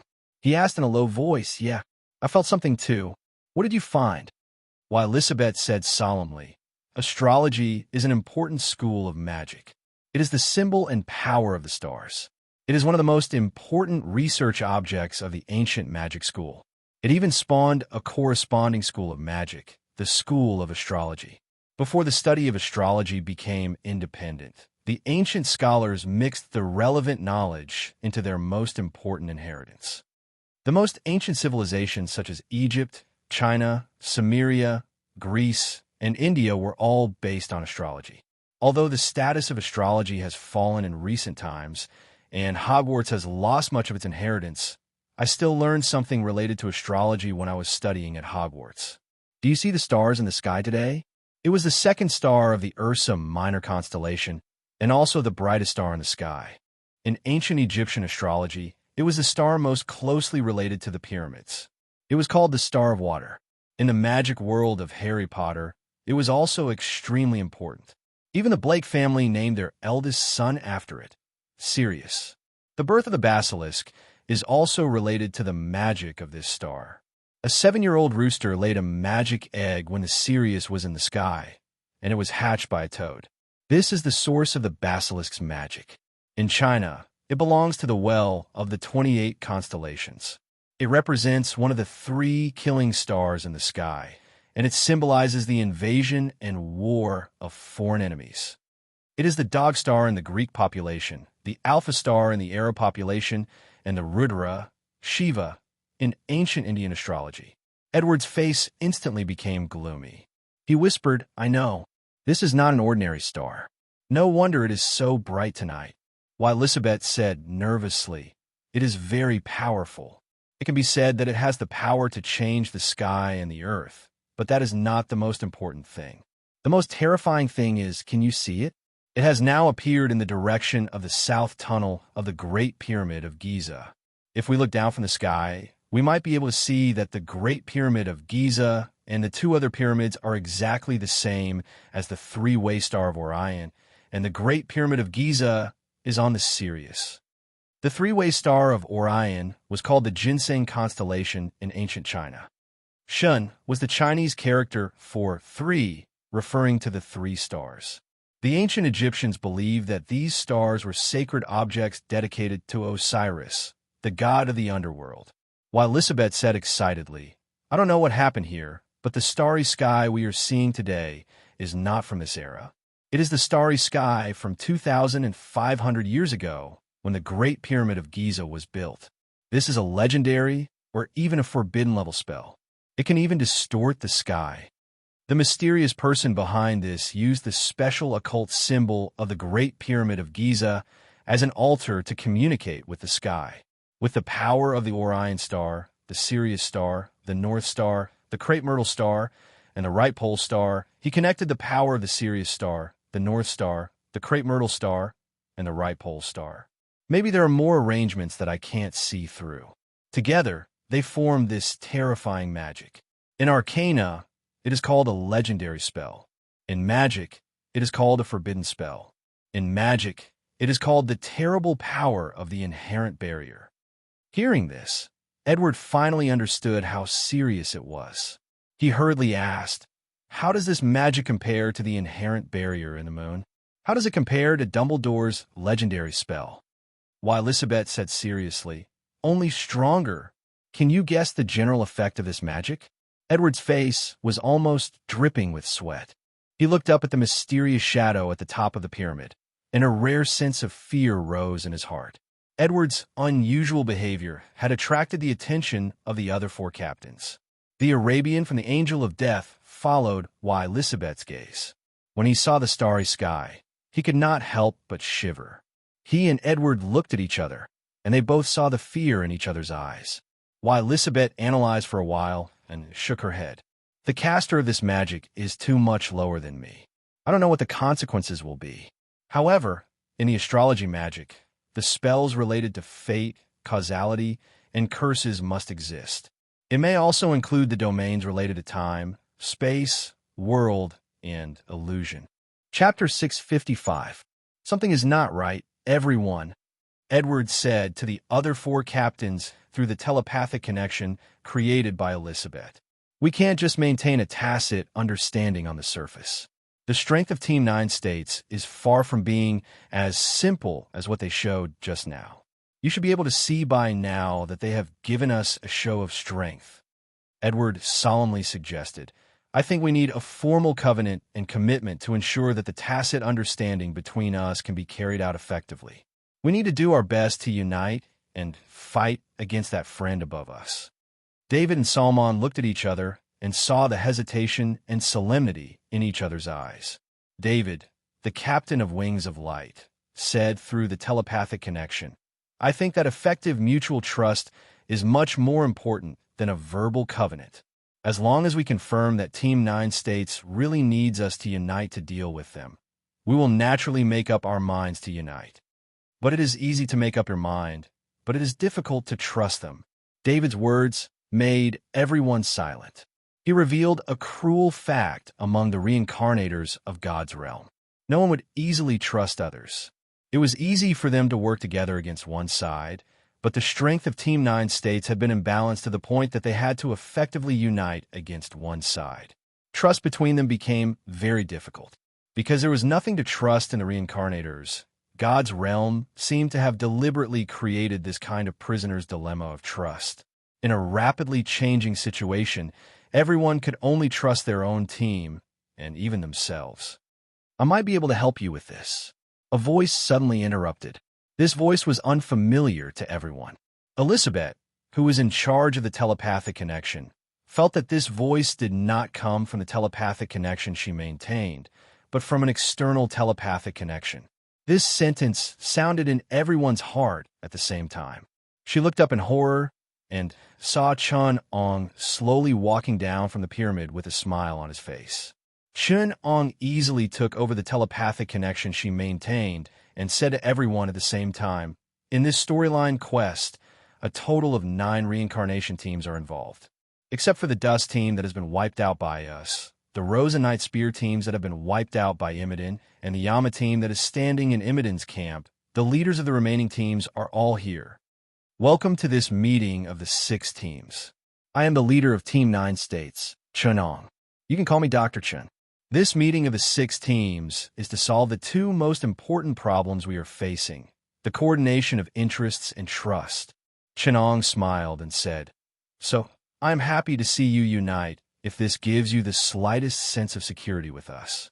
You don't trust me, and you don't trust each other more than your teams. That's why I initiated the first wave of elimination and cleanup." Chun-Ong stood at a high place and looked down at these samsara travelers. He cupped his hands slightly and said, "The attack just now was a test and a cleanup. It can prove your ability and value and also eliminate the isolated people in your team." Chun-Ong said without shame, "I'm helping you guys organize the team. The people who survive now, at least your team's internal voice is finally united." "You," Chun 9 State said. Chun said, "I can do you," I said. "If there is such a possibility, please tell me. I will help you get rid of him." The platform at the top of the Great Pyramid of Giza had already been prepared. There were 6 seats, and they were arranged in a very interesting way. Team 9 states, which Chun-Ong was in, took up half of the space. Across from him, 5 seats divided the remaining semicircle. This was a declaration of status, and it was also a silent reminder to the 5 captains that they had to unite and stand against Team 9 states. The entire platform was abnormally bright. They could see Cairo City in the distance from here. The 5 captains took their seats. The leader was naturally Chun-Ong, who was sitting at the head of the table. Everyone was very familiar with the layout of the modern conference table. Chun-Ong was the first to speak. "The reason why it is difficult for us to trust each other is because of the force field and the requirements of our missions. It makes it difficult for us to achieve a balance and exchange of interests. It is as if the Lord God is deliberately maintaining this complicated dynamic situation. It has caused a complicated situation and conflicts between us. Our missions are different, our standpoints are different, our factions are different, and our interests are fighting with each other." Chun-Ong smiled. "But I have solved this problem now. Now, at least in terms of interests, we are on the same side at this moment." Edward frowned and said, "Are you talking about the mission to protect Cairo? This mission has divided us into 2 factions, the Cairo faction and the Imidin faction. Now, other than Yama, we do belong to the Cairo faction, but I don't think this will give us enough pressure to force us to have the same interests." Chun-Ong shook his head and said, "That's because you don't know what I have done for this." Chun-Ong explained, "You might be wondering why Imidin was able to destroy Rose and the Night Spear team. You don't know how dangerous he is now. It's because I killed Ansuna." "What?" Edward stood up abruptly. David also opened his mouth in shock and looked at Chun-Ong. Other than Luo Sheng, who could still remain calm and indifferent, the other Samsara team captains were also a little shocked. Salman even said incoherently, "But Ansuna has not been resurrected at all. No, even if it is her reincarnation, it is impossible for you to find her so quickly." Chun-Ong shook his head and said, "Don't forget, The Golden Sun Sutra and the Black Sutra of the Undead are in my hands, and the Hamyanaptra is also under our control. I can resurrect Aunt Suna at any time. So I resurrected her, and then, in front of Imodin, I punished his lover with the insect-devouring punishment, completely destroying Aunt Suna's body and soul. Now, Imodin has escaped the shackles of fate. His future is no longer limited. Even though Edward and the others had seen many reincarnators betray and kill, they were still shocked, speechless by Chun Ang's crazy actions. He opened his mouth and asked doubtfully, "Why are you doing this? If there's only one side that has the absolute advantage and is coming with a rolling torrent, you will choose to unite and deal with this side together," Chenong said. But now, the existence of Imodin simplifies things. Between us, we are neither enemies nor friends. Anyone who tries to stand apart from Imhotep and us will be crushed into nothingness by Imhotep and I. I have to give you no other choice. You can only accept my goodwill and destroy all other choices and freedom. The only thing that can do this is a terrifying enemy. In the past, Imodin was neither terrifying nor extreme, but now he has done it. Chapter 656. Lunatic. This was the only thought in Edward's mind. He looked at Chenong, who was standing there with a calm expression and an indifferent tone, and the shock in his heart was indescribable. Edward finally understood that even in a place like God's realm that produced lunatics, this man in front of him was one of the craziest. Even though everyone was looking at him in the same way, Chenong was still calm at this time. He walked down from the top of the pyramid and slowly walked to the center of the platform. Facing everyone, he said, "If the existence of Imodin unifies our force field, it only gives us a reason not to be hostile. In order to promote real cooperation, there are still many conditions that need to be met." He glanced at the faces of Edward and the others one by one, his eyes indifferent, but his mouth was gentle. "Now let us deal with it one by one." David gestured that he had a question to ask, and Chenong gave up the right to speak. "You go ahead." David was silent for a moment, and then asked Chenong, "The existence of Imodin is indeed a threat to us, but how can you guarantee that you are not a threat to us? If we unite to deal with Imodin, but let your strength show an overwhelming advantage over us, isn't that stupid?" David said in a strange tone, "I think the triangle is the most stable. The whole situation should be considered in three ways: your 9 states team, the Imodin you created, and the rest of us. We maintain the unity of the two sides, and we can overwhelm the third side at any time. No matter how you look at it, this is the situation that is most beneficial to us." Chenong smiled. He stood in the center of the platform and shook his head slightly. "You have misunderstood. I'm not suggesting, and this meeting is not a discussion, but a declaration. I am asking for your choice." Chenong looked into David's eyes, and his eyes were cold. He said indifferently, "War or cooperation, killing or exploitation. The weak have no right to balance the strong. Do you think this situation is an attempt to achieve some kind of balance? Do you think we are asking for your opinion?" Chenong shook his head and said, "If you think that way, then there is only one result."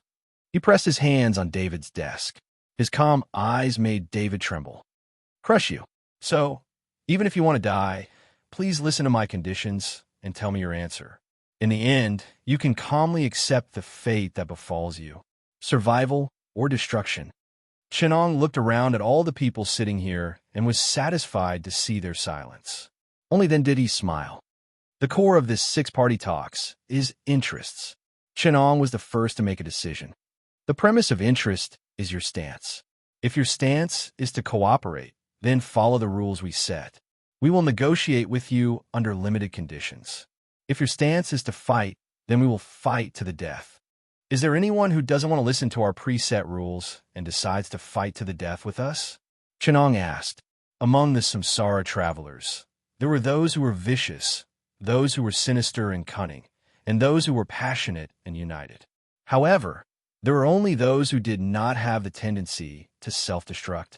So, of course, no one would stubbornly do something humiliating and hot-blooded without listening to the conditions of the 9 states team. Even David, who had just been directly warned by Chenong, did not. So, Chenong continued. In this world, our greatest interest is no longer the trifling reward from the Lord God, nor the pitiful spoils of war that you have, but this world is a medium-level mysterious and low-level technological world. In other words, after we grasp the relatively complete organizational capabilities of this world, we can increase the profits of our operations. Small organizations like you may not be familiar with it, but out of some expectations, I've decided to show you the capital operation ability, product development ability, and profit extraction ability of a large organization in order to build a new production relationship among the samsara travelers in the new era and under the new productivity conditions. Chenong stood in the center of the platform. Two black-clothed vampires carried a blackboard up, on which was a simple PowerPoint diagram. Chenong introduced, in the storyline world, the general benefits that samsara travelers can obtain are points, items, knowledge, skills, and materials. Under normal circumstances, for a mercenary organization like yours, most of the profits are in points, which is above the mission rewards.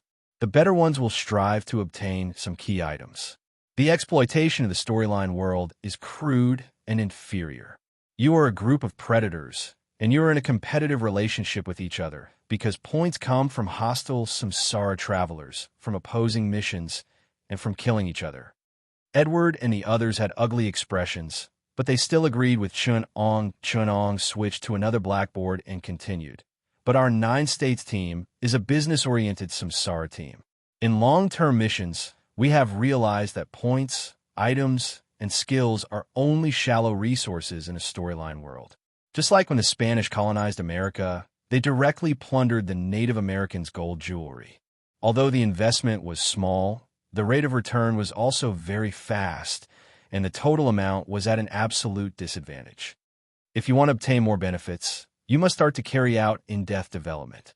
Just like when the Spanish colonized America in the later stages, we must learn how to operate the storyline world and develop in-depth benefits. Hearing this, the expressions of the captains gradually became solemn, and they began to listen attentively to Professor Chen's business class.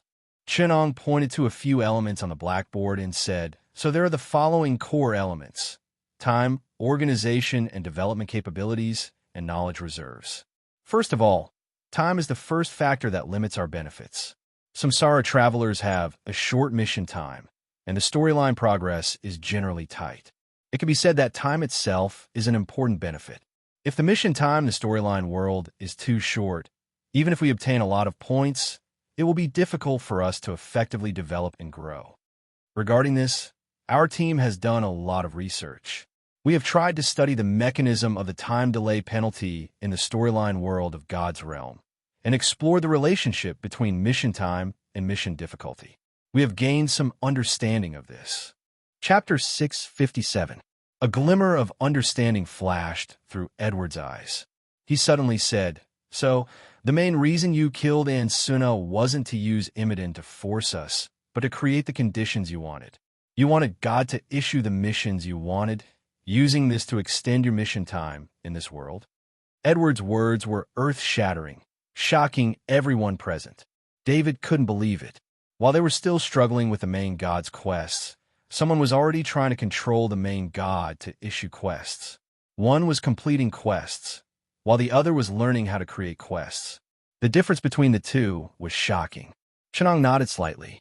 The relevant formulas and functions are being perfected. This could be said to be an experiment. After ensuring the mission time, digging deep into the potential benefits of the storyline world cannot be separated from the second key factor, organization, which is manpower and resources. David nodded. Understandable. Whether you want to dig deep into the potential benefits of the storyline or operate related resources, you need to maintain control over the storyline world. In other words, you need to effectively control manpower and resources.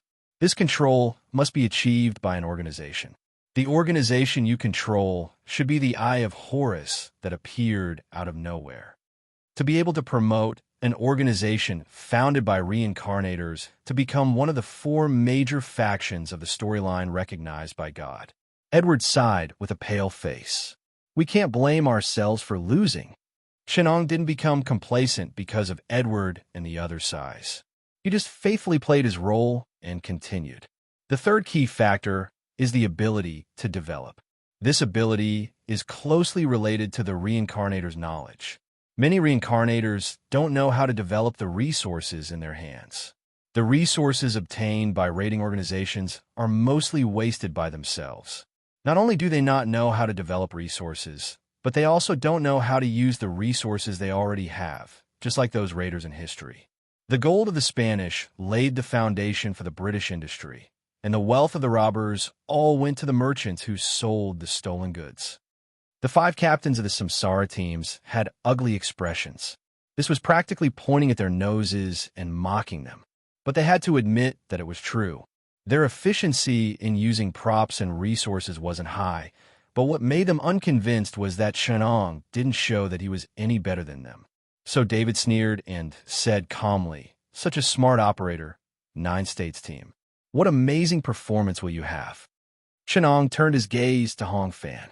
Hong Fan had already received Zhang Ziqiang's instructions. He came to the center of the platform and took off his clothes, revealing his muscular upper body. His upper lip trembled violently as his fangs poked out. A pair of huge blood-colored bat wings spread out from his back. The blood energy of the blood intertwined with the power of the dark curse magic made him look tall and ferocious. David couldn't help but take a few steps back. His hands were shaking. He couldn't forget this monster-like man. How scary he was before.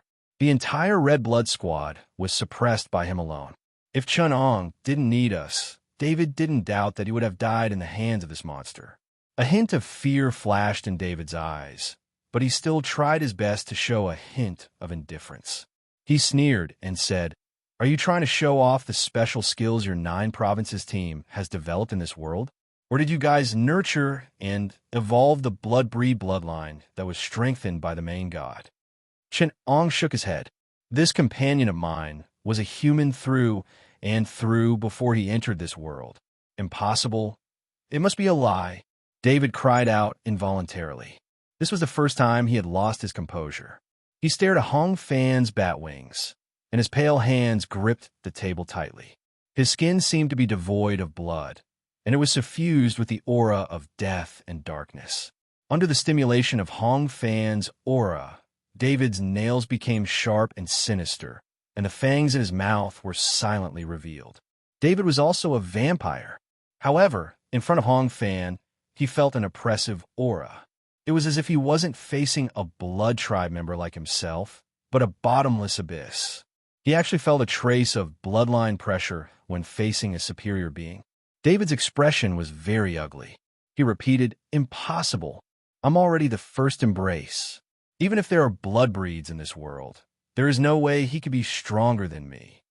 David looked at Chenong, who was still calm, and emphasized, "There may be blood breeds in the mummy world, but to say that they can directly strengthen themselves to this level is an insult to me." Chenong flicked his right index finger and said calmly, "Nothing is impossible." As he spoke, the black-clothed blood clansmen dozens of meters below the Great Pyramid of Giza suddenly lifted their black robes, revealing their true faces. The dozens of blood clansmen were all high-rank blood clansmen. Many of them were first-generation first enlistees, like David. David could sense that these people might not be as powerful as him, but their status was the same as his. His expression was as ugly as a dead man's. Although Edward and the others did not feel it as directly as he did, they could also sense the heavy pressure. Just these blood breeds alone were enough to make all of them suffer. "You've mastered the blood breeds enhancement?" Although Edward was asking a question, his tone was firm. Chenong pointed behind him, and an ordinary-looking man slowly walked over. He had a temperament that was incompatible with the natives of this world, and he did not have any extraordinary power. Edward and the others had excellent eyesight, and they had confirmed countless times that he was just an ordinary person. No, he should be more accurate to say that he was a new reincarnator. The newcomer, Qian Suanho, was even more obedient than a rabbit in front of Chenong, who was also a newcomer. He did whatever Chenong asked him to do without hesitation. He no longer had the courage to go against Chenong when he first entered the God's realm. Among the newcomers in the Nine States team, Xiao Bolong was the absolute backbone and administrator of the Eye of Horus. Zhao Yingqi was his secretary, and Li Mingyi was in charge of an important laboratory. Chenong, on the other hand, was so powerful that he could directly lead the entire team. Only Qian Xuanhou and Lin Gang were in an awkward situation. Lin Gang volunteered to conduct the Blood Breeds modification experiment, so he had a place in the execution team. However, after Qian Xuanhou realized his position, he fell into fear and confusion. Chenong gave him one, and he immediately took it. The primordial blood and the virus were injected into Qian Xuanhou's heart along with the stabilizer. At this time, Chenong no longer needed to perform the special curse ritual. Chenong simply opened the black scripture of the dead in his hand and operated it for a while. The enormous power of the enchantment that enveloped the Great Pyramid of Giza tilted a little toward Qian Xuanhou, and the powerful curse instantly buried him. Qian Xuanhou struggled and roared. In front of everyone, he transformed into a blood breed baron. The whole process took less than 10 minutes, and Chenong remained calm throughout. Chapter 658. The moonlight in the sky was blood red. Qian Xuanhou had just broken free from the violent transformation of his body. His whole body was filled with an indescribable weakness, but the blood moon in the sky seemed to be continuously supplying him with strength. A trace of coolness hovered between his brows, causing him to quickly wake up. Qian Xuanhou looked at his hands in a daze. As he clenched his fists, he felt as if he held infinite power. This was a very strange feeling. Compared to his human senses, the entire world seemed to slow down in front of him. He could clearly see the wings of mosquitoes flapping, and he could deeply feel that as long as he wanted to, he could easily tear apart the wind barrier that was once like a natural moat. Since he thought this, his body moved. He stretched out his hands, and the sharp claws of the Blood Clan tore apart the air in front of him. He disappeared with an afterimage. The reincarnators present were all ruthless characters who had fought on the edge of life and death. They could easily see that Qian Xuanhou indeed had the combat power of a Blood Clan Baron. For a mid-level reincarnation team like them, a Blood Clan Baron was already the backbone of the fighting force. This also meant a terrifying fact. Chenong had already proven that he could easily create a Blood Clan Baron within 10 minutes. Then, how many had he created? The Eye of Horus, which occupied most of Egypt, did not lack manpower. Even if the cost of this transformation and strengthening was very high, it was cheaper than their own lives. This confirmed a fact. For Team 9 States, operating and developing their organization's strength in this world was indeed more advantageous than solely plundering and destroying. Edward and the others looked at each other. Everything was silent. David was the first to surrender. He knew more than the others how terrifying this meant. I believe in your strength. 9 states can use the resources of other worlds in God's space to achieve greater development and utilization in this world. However, if we are willing to cooperate, what can we get? Anything. Chenong smiled and said, as I said, after the 9 prefectures team discovered this even more valuable benefit, it is like a productivity revolution that will inevitably bring about changes in production relations. The organizational structure of the reincarnation team has already hindered our development. Our relationship with other reincarnators should not be as simple as robbing each other and guarding against mercenary organizations. We need more effective cooperation and development. We need to develop a set of effective rules in this world. This is also an important experiment, to experiment with a new and effective organizational relationship between the reincarnators. I hope that this new relationship will be able to adapt to our changes, and we will be able to obtain greater benefits.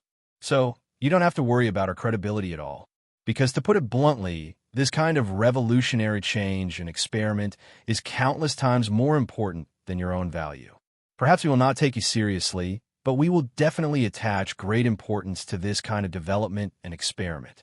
This will be a revolutionary development and change for the reincarnation team, and it may deeply affect the ecological structure of God space. Chun Ong looked into everyone's eyes and emphasized word by word. That is, becoming a company. Edward's hand, which was on the table, slid down in shock. He could not help but ask, "What did you say?" A company is a revolutionary organization born in the pursuit of benefits and efficiency in human history. I am not the kind of genius who can create something out of nothing. For the sake of operating capital and profits, of course, we have to learn from this kind of organization that exists in reality. This will also make it easier for you to understand and cooperate.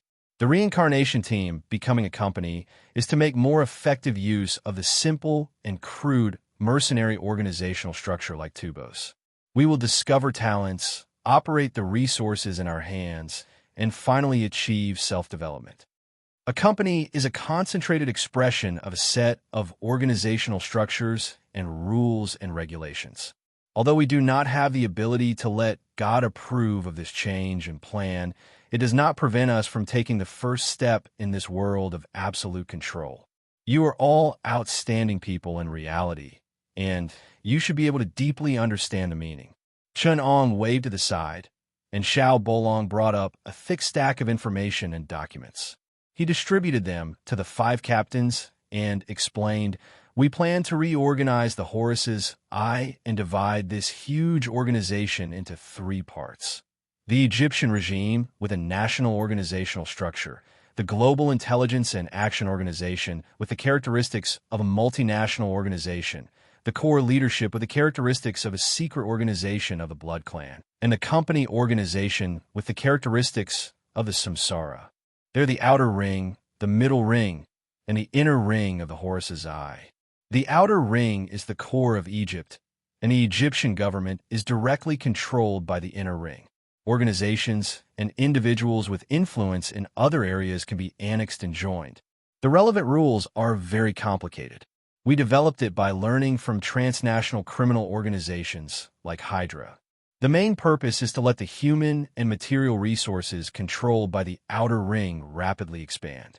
For this, we do not hesitate to pay some non-core interests.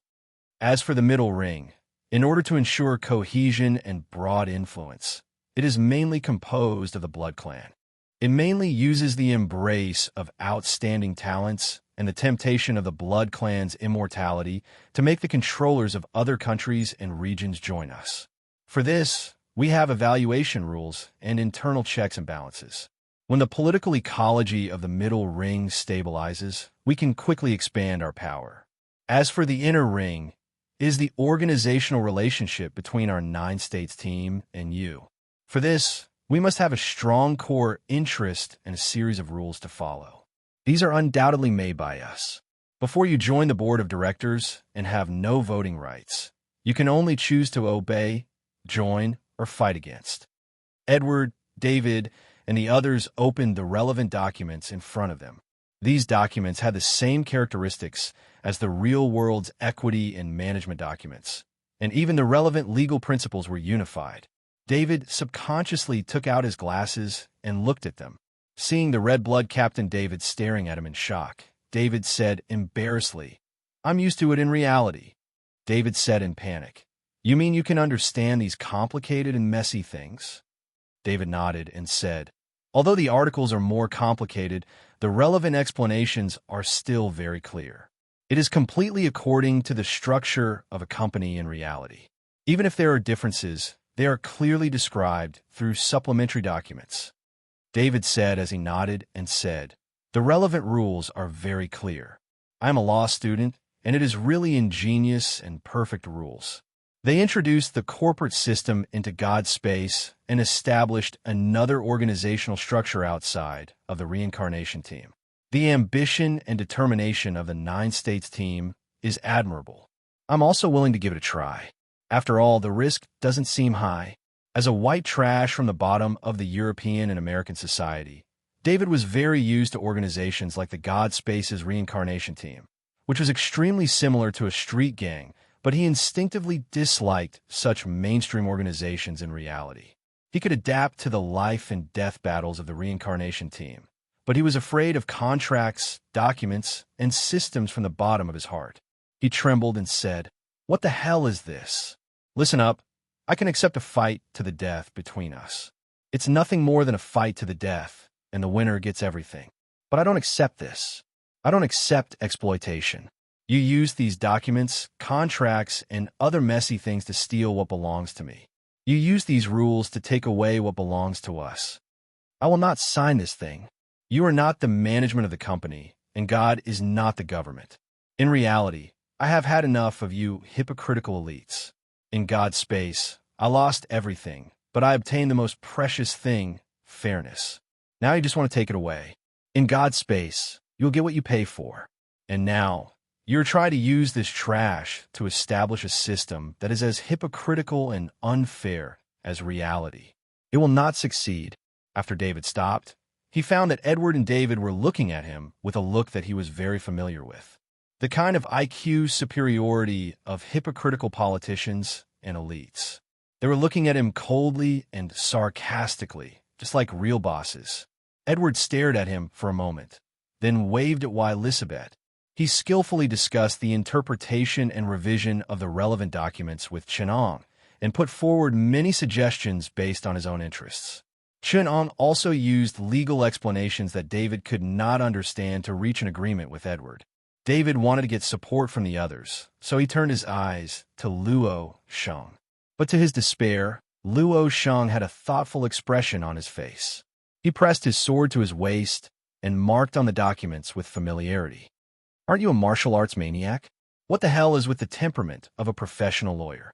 David almost couldn't control his impulse to go berserk. He found that among the 6 parties here, the Arabs did not understand law, but they were very familiar with the relevant procedures and trusted the system. David could tell at a glance that the Saudi tycoon had adapted to the rules of the game. And David, the damn Jew, was like a fish in water. A British gentleman like Edward was even more active in fighting for his own interests in the system. As a Chinese, Luo Sheng had no objection to the perfection of the organization. The style of capital swordsmen was unusually peaceful, but these people were very adapted to the environment. Only David himself was completely unfamiliar with it. As a qualified white trash, David had to use his fingers to do the 4 operations. He knew how to sell grass, lay on the ground, cut people, and sell labor, but he did not know how to adapt to the system. The stupidity that the white elites had taught him was still playing a role in God's space. Chapter 659. David's lips trembled. His eyes slowly swept across his companions. David supported his chin with his hand and looked at him like a wolf dove. David felt that his eyes were like those of a scavenger, with the inherent harshness and viciousness of a Jew, as if he was ready to cut off a piece of fresh meat from him at any time. The British gentleman, Edward, looked at David with a cold expression. There seemed to be a hint of mockery in his eyes. Unlike the greed that David showed, David could feel a hidden sense of superiority from him. Luo Sheng, on the other hand, did not even raise his head. His eyes were as precise and ruthless as his swordsmanship. He could always easily deconstruct the opponent he faced, whether it was a difficult enemy or a complicated document. With just a glance, David could feel the bone-deep sword intent from Luo Sheng. It seemed that the Easterner's unconventional swordsmanship had been trained to the bone. It seemed that he was not afraid of any challenge. Even when he walked, sat, lay down, or even handled documents, he was accompanied by the sword aura. However, the most eye-catching thing for David was the Arabian, the rich man. He was skillfully and clumsily trying to please Chenong, while the documents that would decide their fate were placed on the table like worthless garbage. Seeing that Salman was ignoring his struggle, David, who could barely restrain himself from Edward's and David's supercilious looks, could not suppress his anger. He almost could not help but slam the table and roar at Salman, "You idiot from Saudi Arabia whose brain is filled with sand. Do you think the rules of the game are still the same as before when you control the oil? How dare you? How dare you play this game with them? Aren't you afraid that your underwear will be taken away?" But he still restrained his impulse, because he knew that among everyone, his opinion was absolutely inferior. He did not understand what these documents were talking about, nor did he understand how to operate and use the power and resources that Chenong had opened up to them. Just when David was borrowing the resources related to the Eye of Horus to create a power that he could control, just when Edward had already understood how to join the operation of this system and exchange benefits and power, just when Luo Sheng had casually outlined several terms that were beneficial to him, just when the Saudi tycoon was skillfully trying to establish a relationship with Chenong in order to establish a relationship with the Kyushu team, David was in a terrible mess until Chenong extended an olive branch to him. Of course, he did not know that he himself was one of the results of a series of dazzling exchanges of interests. He was betrayed by all his allies and sold for a good price, and Chenong was their buyer. The Red Blood team, which had lost all external resources, was completely incorporated into the system built by Team 9 States. Of course, David also did not understand why he could only be manipulated, while the other Samsara teams, who clearly had no relevant interests, could betray them. Of course, he did not understand the complicated tricks and bad habits in the process of sharing resources and exchanging interests, nor did he understand the subtlety of the principle established by the great powers in the process of dividing backward countries more than 100 years ago. He did not understand the dirty tricks of his teammates, nor did he understand why there was suddenly no way out. He did not understand that sometimes the attitude of a bystander could also be betrayed. As for Chenong, he was a bystander in the entire process. He did not participate in the advancement of betraying the Red Blood team. Instead, he used this opportunity to create a tacit political understanding between the various teams and the rules of the game established by Team 9 States. He was using the process of betraying the Red Blood team to perfect the unspoken rules of diplomacy for the Samsara teams, and in the process, he continuously perfected the treaty. Team 9 States was responsible for harvesting all the relevant interests of the Red Blood team in the end. In this process, Chenong had basically created a trading platform that was in charge of purchasing those originally meaningless benefits. If he was a bit more realistic, then Chenong would have disgracefully assumed the identity of a slave trader. After David, Edward, and the others discussed it, they decided to sell David to him together. And the 9 provinces team's military strength was the material foundation that guaranteed the implementation of this trade. Among the several teams that were originally free and equal, the 9 provinces team relied on their overwhelming force to act as the government and set the relevant rules. The remaining teams, with lightning speed, signed the relevant contract with the government, which stipulated the basic rights and interests of each team. Then, before David could understand what was going on, they sold him to the government as a slave. And the violence of the government, which was Team 9 States, objectively ensured the implementation of these contracts. After this series of friendly negotiations, Chenong placed his hand on the golden sun scripture and stood up. He smiled and said, "After the previous negotiations, we have exchanged our opinions amicably and drafted the relevant agreement to jointly develop this world. After everyone invests the idle capital of your team into this company, you will automatically obtain the relevant rights and interests of the shareholders. This includes that each team can send one person to join the Elder Council of the Outer Ring of the Eye of Horus, and recommend 3 people to join the Outer Ring as members of the Regional Committee. The relevant rights of the Elder Council and the Committee are described in document number 32. The Reincarnation Team will be established as a second-level organization under the protection of the Eye of Horus. 1/3 of the management positions will be appointed by the Regional Committee, 1/3 by the Elder Council, and 1/3 by the internal decision of the team. After the remaining 1/3 will be decided internally, they will receive a capital of £1 million from the Eye of Horus, as well as relevant personnel and military support. Second-level organizations established in other countries outside of Egypt will automatically join the Outer Ring of the Eye of Horus and accept the leadership of the Egyptian headquarters. However, they will retain a certain amount of independent financial rights, such as vampire strengthening potions, firearms, and other related materials. Under the supervision of the headquarters, they will be able to obtain at least level 3 intelligence authority and reasonably use the relevant manpower and material resources of the organizations in other regions. The highest authority of the inner ring of the Eye of Horus is the board of directors. All the captains of the reincarnation team will automatically obtain the position of independent director, and according to the proportion of capital, they will obtain the corresponding voting rights. Comrade Xiao Bolong will be the general manager. Captain Zhang Ziqiang will be the chairman, and I will serve as the secretary general. Now, please sign the document. Chenong took out a few quills from the Golden Sun Sutra. At this time, all the reincarnators noticed that the papers that recorded the corresponding documents were all exquisitely made papyrus, with faint mysterious patterns on the edges. Chenong reminded, although due to the cost, we cannot completely use the contract of the God of Creation to ensure the implementation of the document. Similarly, after we jointly subscribe to a sum of points, the God of Creation will act as a guarantor and recognize the contract established by the Golden Sun Sutra, ensuring that there is no fraud in the terms and no error in the implementation. Although due to the limitations of the ability, the God of Creation will not erase the offender after violating the contract. We can still extract the core information of the offender. With this core information, I guarantee that I can manually carry out the punishment for violating the contract. Chapter 660. After everyone had signed their names, the extreme yang golden scripture in Chun Ang's palm emitted a dazzling brilliance.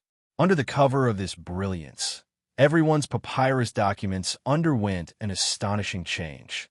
The papyrus patterns on the pages disappeared, and it became like a flat white paper with infinite brilliance, emitting a sparkling brilliance under the sunlight. Chunong split the documents into two and said, "We'll keep one for ourselves, and you guys can keep the other. However, if there's a violation of the contract, you can submit it to the main god. He will strip a trace of the main god's core aura and give it to you. Whether it's casting black magic curses or using his aura to sense his location, it's an excellent material." Edward accepted the documents and said with a smile, "The information we just received from the organization is of great value to us. Whether it's the investigation on Professor Indiana Jones in America, the information on the blood breeds in England, the castle of the Duke of Impaling in Hungary, or the investigation report of Van Sheenhai from 100 years ago, the results are amazing."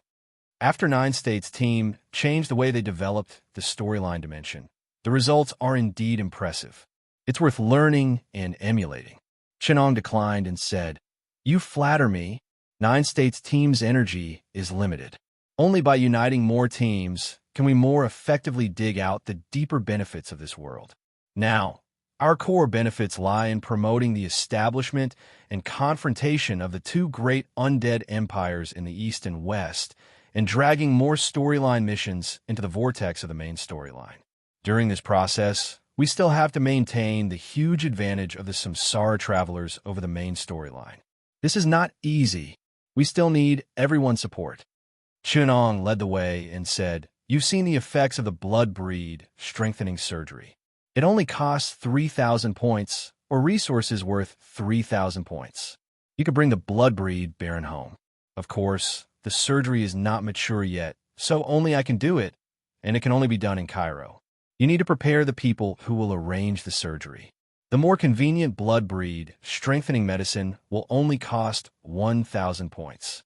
Although the initial combat power is relatively low, with only a night-level enhancement effect, its future potential is limitless. You can use the organization's internal reputation value of 100 or exchange for resources worth 1,000 reward points." Edward and David looked at each other, and then David said, "Professor Chun, each of our teams has to invest at least 20,000 points in God space. You have to agree to give us 10 nights, 3 nights, and 10,000 points, 1 baron, and 1 million pounds worth of resources." Chenong sighed and said, "This investment will be in installments. You will have to establish Horus's eye in England, France, and other countries step by step. Once the relevant requirements are met, the corresponding human and material resources will be transferred to you. With the development speed of the headquarters, it is easy to support 1 or 2 sub-bases, but if it exceeds 3, then there will inevitably be some delays." Edward nodded and said, "That's understandable, but we should have obtained permission to borrow the resources of the outer ring from the Horus's eye. Chenong nodded and said, "You can recommend a place to join the Council of Elders. If there is any movement, just let him give the order. The members of the Council of Elders will be deeply involved in the operations of the Horus's eye organization. His authority should be able to guarantee that most of your requests will be approved.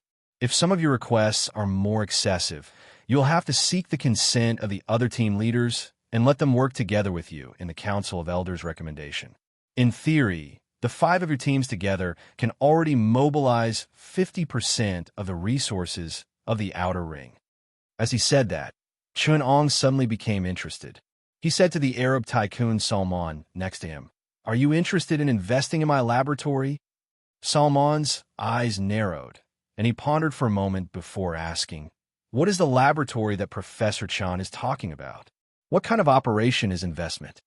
Chun-Ong casually explained, "The laboratory is the core function area that I am in charge of. My main authority is responsible for the development of resources related to the Lord God space. The previous blood race enhancement is one of the best results. In layman terms, it is a system that develops the relevant technology and knowledge system through the research of materials from other worlds and operates the relevant knowledge to make a profit. The previous blood breed enhancement was developed by using a living reincarnator with a blood breed's bloodline and a test tube of perfect blood. Not to mention the blood breed enhancement that you already know, there are also many small gains and immature technologies that are still being developed. It can be said that after success, it is a profitable business with little capital. It's just that the risk before success is too high. No one knows if those special materials can adapt to this world and develop valuable technologies. But everyone has some idle resources that can't be sold, or they're very precious and not suitable for trading. But they can't use them themselves, so they can only be used as marginal costs. Now that you have invested these resources into my laboratory and produced the relevant results, we can split the profits." After listening to Chun-Ang's explanation, Salman's eyes flickered. Edward, who was beside him, also did not interrupt. The few of them followed Chun-Ang into the Great Pyramid of Giza. The empty burial chamber inside had been reinforced and modified by the people of the Eye of Horus. Edward could not help but secretly nod when he saw this amazing efficiency. Putting everything else aside, just this convenience alone would allow Zhang Ziqiang to slowly accumulate an advantage when fighting against the Kyushu team. As long as Zhang Ziqiang was not a fool, he would be able to slowly accumulate an advantage and reach an astonishing level when fighting against the Kyushu team. From this point of view, investing money in exchange for the relevant authority and power of the Eye of Horus was also a necessary move. Following the complicated internal passage, the few of them came to a door that represented the laboratory area. Chun-Ang stood in front of the door, and the mechanism inside automatically activated. The door opened, revealing a terrifying scene in the laboratory. A blood-red octopus with 8 tentacles was mixing a reagent in the laboratory. When it saw the door open, it waved its tentacles at the door, and the light spots on its tentacles changed rapidly. When Edward and the others came in, they saw dozens of octopuses of different sizes moving around in the entire laboratory in an orderly manner. They were so smooth that they seemed to be a single entity. The largest one was as tall as 2 people and was carrying heavy objects. The smallest one was only the size of a palm, standing on the experiment table and operating a microscope. Zhang Ziqiang, who was following behind Chun-Ang, completely stiffened.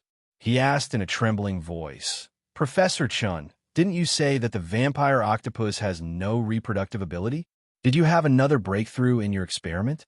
You are now building the octopus empire in the deep sea." Chapter 661. Just as Chun-Ang brought the reincarnators to tour a corner of the laboratory, the test tube on the octopus's tentacles suddenly underwent a strange change. A wisp of blood silently appeared in the turbid, azure liquid in the test tube. Soon, it spread like a wisp of mist in the test tube. In the blink of an eye, the entire test tube was dyed blood red. This was not a change in a test tube of reagents. In the span of a few breaths, All the liquid in the entire laboratory had been dyed blood red. The scarlet smell of rust assailed the nostrils. Even the clear water in the laboratory's several-meter-wide trough had turned into blood. This sudden change attracted the attention of all the reincarnators.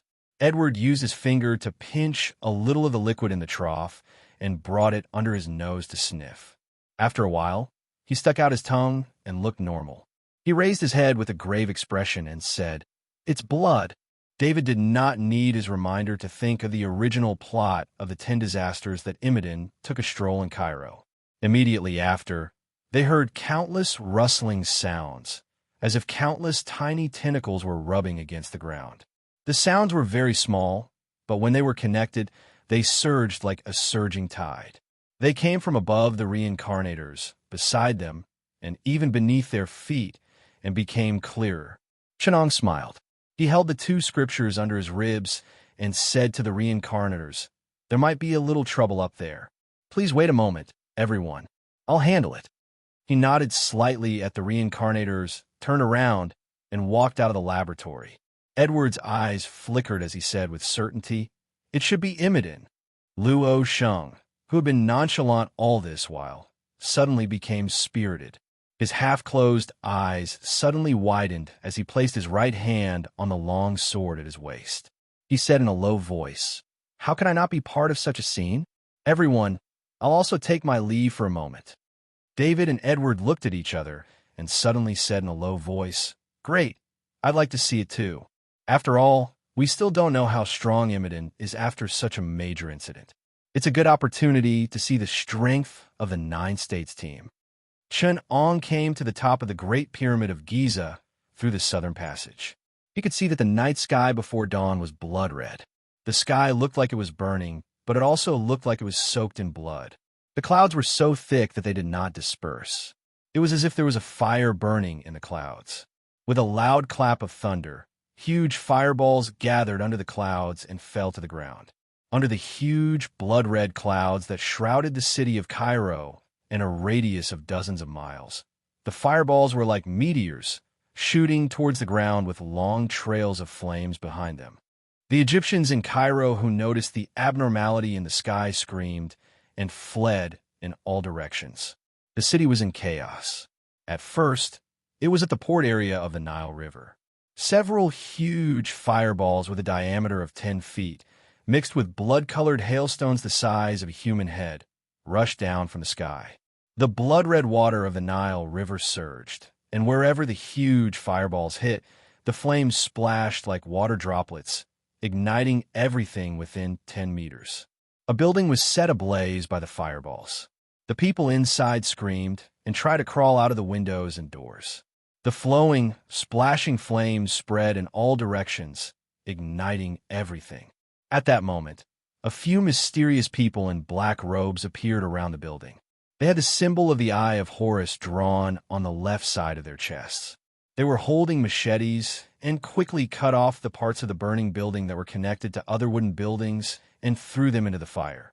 They quickly buried the debris that was ignited by the flames with sand. Mummies wrapped in sandstorms rushed into the fire with a large amount of sand. The people who were still screaming were dragged out of the fire by the mummies. Those who were judged as unsalvageable were shot in the face.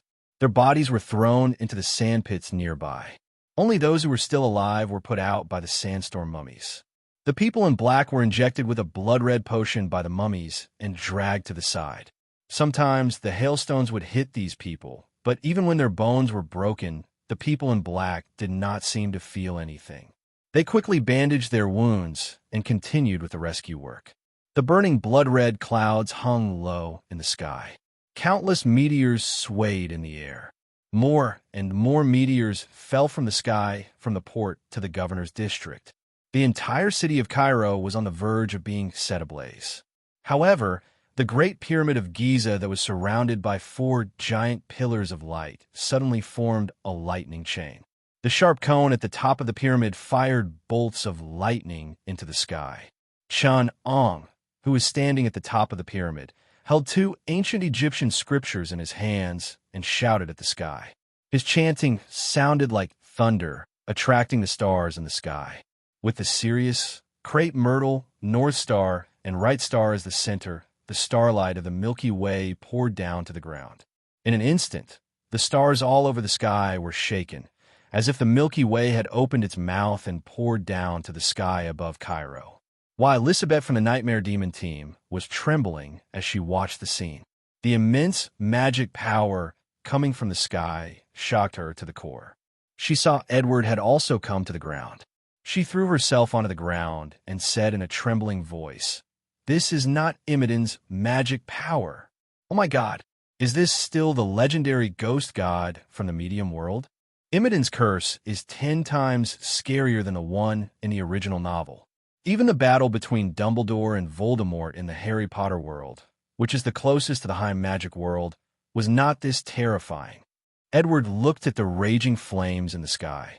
The powerful magic power of the curse intertwined with ice and fire was surging, reminding him that Imogen had just cast a spell that could wipe out an entire city. This is the combination of the legendary spell, Raging Fire City, and another legendary spell, Heavenly Hail. Edward's face was solemn. Even such a powerful legendary spell had to be dispelled in the face of the starlight sprinkling from the higher sky. The strong star magic distorted all the magical order within the range of the meteor and scattered the fire clouds in the sky by 5 layers. The starlight that Chun-Ong had drawn fell heavily on the fire clouds. A sudden burst of starlight could forcibly extinguish the fire clouds 300 meters around it.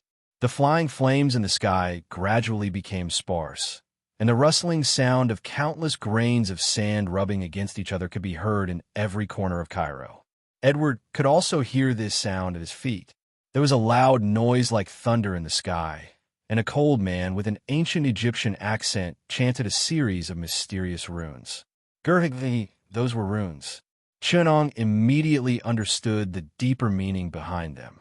As the runes with special energy echoed in the sky, the slowly dissipating fire clouds in the sky suddenly boiled. Violent energy exploded in an instant. A black tide rose from the ground around the Great Pyramid of Giza, where Chun-Ong was. Countless carnivorous scarabs rolled out of the sand around them. The swarm of scarabs burst out of the ground in an instant. The swarm of scarabs had dug out a dozen holes in the ground. The moment they received the order from the runes, they attacked everyone. Imogen's curse of 10 calamities. After the first calamity, the second calamity, the second calamity, the second calamity, the third calamity, the third calamity, the fourth calamity, the scarab calamity was triggered. The swarm of scarabs burst out from the ground in Cairo and quickly rushed to other places along the streets. A few Egyptians on the street ran for their lives in fear. An Egyptian man in a white robe suddenly fell to the ground, and the beetles immediately burrowed into his body. The man screamed crazily and scratched at his body, tearing his clothes into pieces. It could be clearly seen that under his skin, there were countless protruding small lumps that were rapidly crawling. Very quickly, he fell head first into the tide of beetles. A few waves came crashing over, and he was drowned under the densely packed beetles. When the beetles dispersed, there were only white bones on the ground. No one could see that there was a living, breathing person here just a few breaths ago. Chapter 662. Chun-Ong noticed the dangerous situation of Edward and Elizabeth, but he just glanced at them coldly. He did not worry about them. If the reincarnators could be dealt with so easily, he would not have to compromise for this. These unusually tenacious cockroaches all had 1 or 2 trump cards in their hands. Now, they were just a little embarrassed. They were still far from a crisis that could take their lives. What he was most concerned about now was how to deal with the rune effect that Imogen had just used. Even Chun-Ong did not expect that Imogen could master the essence of the Norse rune civilization so quickly. It was conceivable that Imogen's potential had been delayed by the so-called love. Love is only a temporary deception and self-deception. Only knowledge and pursuit are eternal. Chun-Ong sighed. Imogen, you should thank me for letting you understand this. Only by killing you, who are addicted to love, can the true Egyptian sage, the greatest high priest, be reborn. Chun-Ong smiled and said, It was I who destroyed you, and it was also I who reconstructed you. Immoden. The first rune is Thorn, which represents energy, excessive desire, and violence. It is a weapon of attack and a means of defense. Occult wizards who learn rune believe that it can be used as a barrier to trap a person and block the enemy. It is an ambiguous letter. It sometimes implies good luck or the change of good luck. But here, what Immoden wants to use is its excessive, violent, and uncontrollable side. He causes the fire clouds in the sky to explode. The second rune is Gur, which represents harvest. Gur meant harvest, representing the harvest of crops in autumn. However, it also represented the entire growth cycle of crops in a year. Thus, it also represented the cycle of change and growth. In a deeper sense, it represented cause and effect. It meant that what was sown would be reaped. In China's occult culture, this was the symbol of the power of cause and effect. Immoden used this to trigger the power of the curse when he was tortured 3,000 years ago. Through the curse's cause and effect, he opened the prelude to the 10 disasters of Cairo. The magic of the disaster carried a trace of the power of cause and effect, causing the disaster to be contaminated with the accumulated darkness of 3,000 years. It also turned the souls of those who died in the disaster into Immoden's power. This was cause and effect. The third rune was Hagel. Its meaning was hail, and it strengthened the magic of the hailstorm. On a deeper level, it meant division, difficulty, obstruction, limitation, and disease. The beginning of these qualities was sudden and unpredictable, and it further strengthened the explosive power of the disaster. It also provided power for the later outbreak of the beetle disaster. This rune also strengthened the splitting nature of the flying fire hailstorm and strengthened the reproduction ability of the beetles. The fourth rune was Io. This letter meant you, and it symbolized death or rebirth. But at the same time, it also had a deeper connection with the sacred beetle, which also symbolized rebirth. It represented the power of rebirth, reincarnation, and death. On one hand, it gave the sacred beetle the ability to be reborn, divide, and reproduce. On the other hand, it helped Immoden absorb the life and death power that were devoured by the beetle. It also gave meaning to the continuation of the disaster. The last rune was Ing. Ing was the end. Chunong deeply understood the meaning of these runes and launched a targeted counterattack. The black-clothed Blood Clan in Cairo was well prepared. They had long prepared flamethrowers to create large-scale walls of fire at key points in Cairo. Often, several flamethrowers were combined together, and with sufficient oil reserves, they created walls of fire that were tens of meters thick, preventing the sacred beetle from advancing or retreating. A large amount of manpower and sufficient preparation allowed the members of the Eye of Horus in Cairo to suppress the sacred beetle to a prepared area. At this time, the huge swarm of insects in the sky was also blocked by a sandstorm formed by nearly 100 mummies covered in oily sand. A huge flaming tornado drew power from the fire clouds in the sky, forming walls of fire that were tens of meters tall around Cairo, burning the locusts and flies in the air. On the other hand, the situation on Edward's side was not good. The sacred beetles on the ground were temporarily forced back by Edward's flames, but the locusts and flies in the air pounced together. The huge locusts' mouths were ferocious and bloodthirsty, while the flies' bodies carried deadly germs and plagues.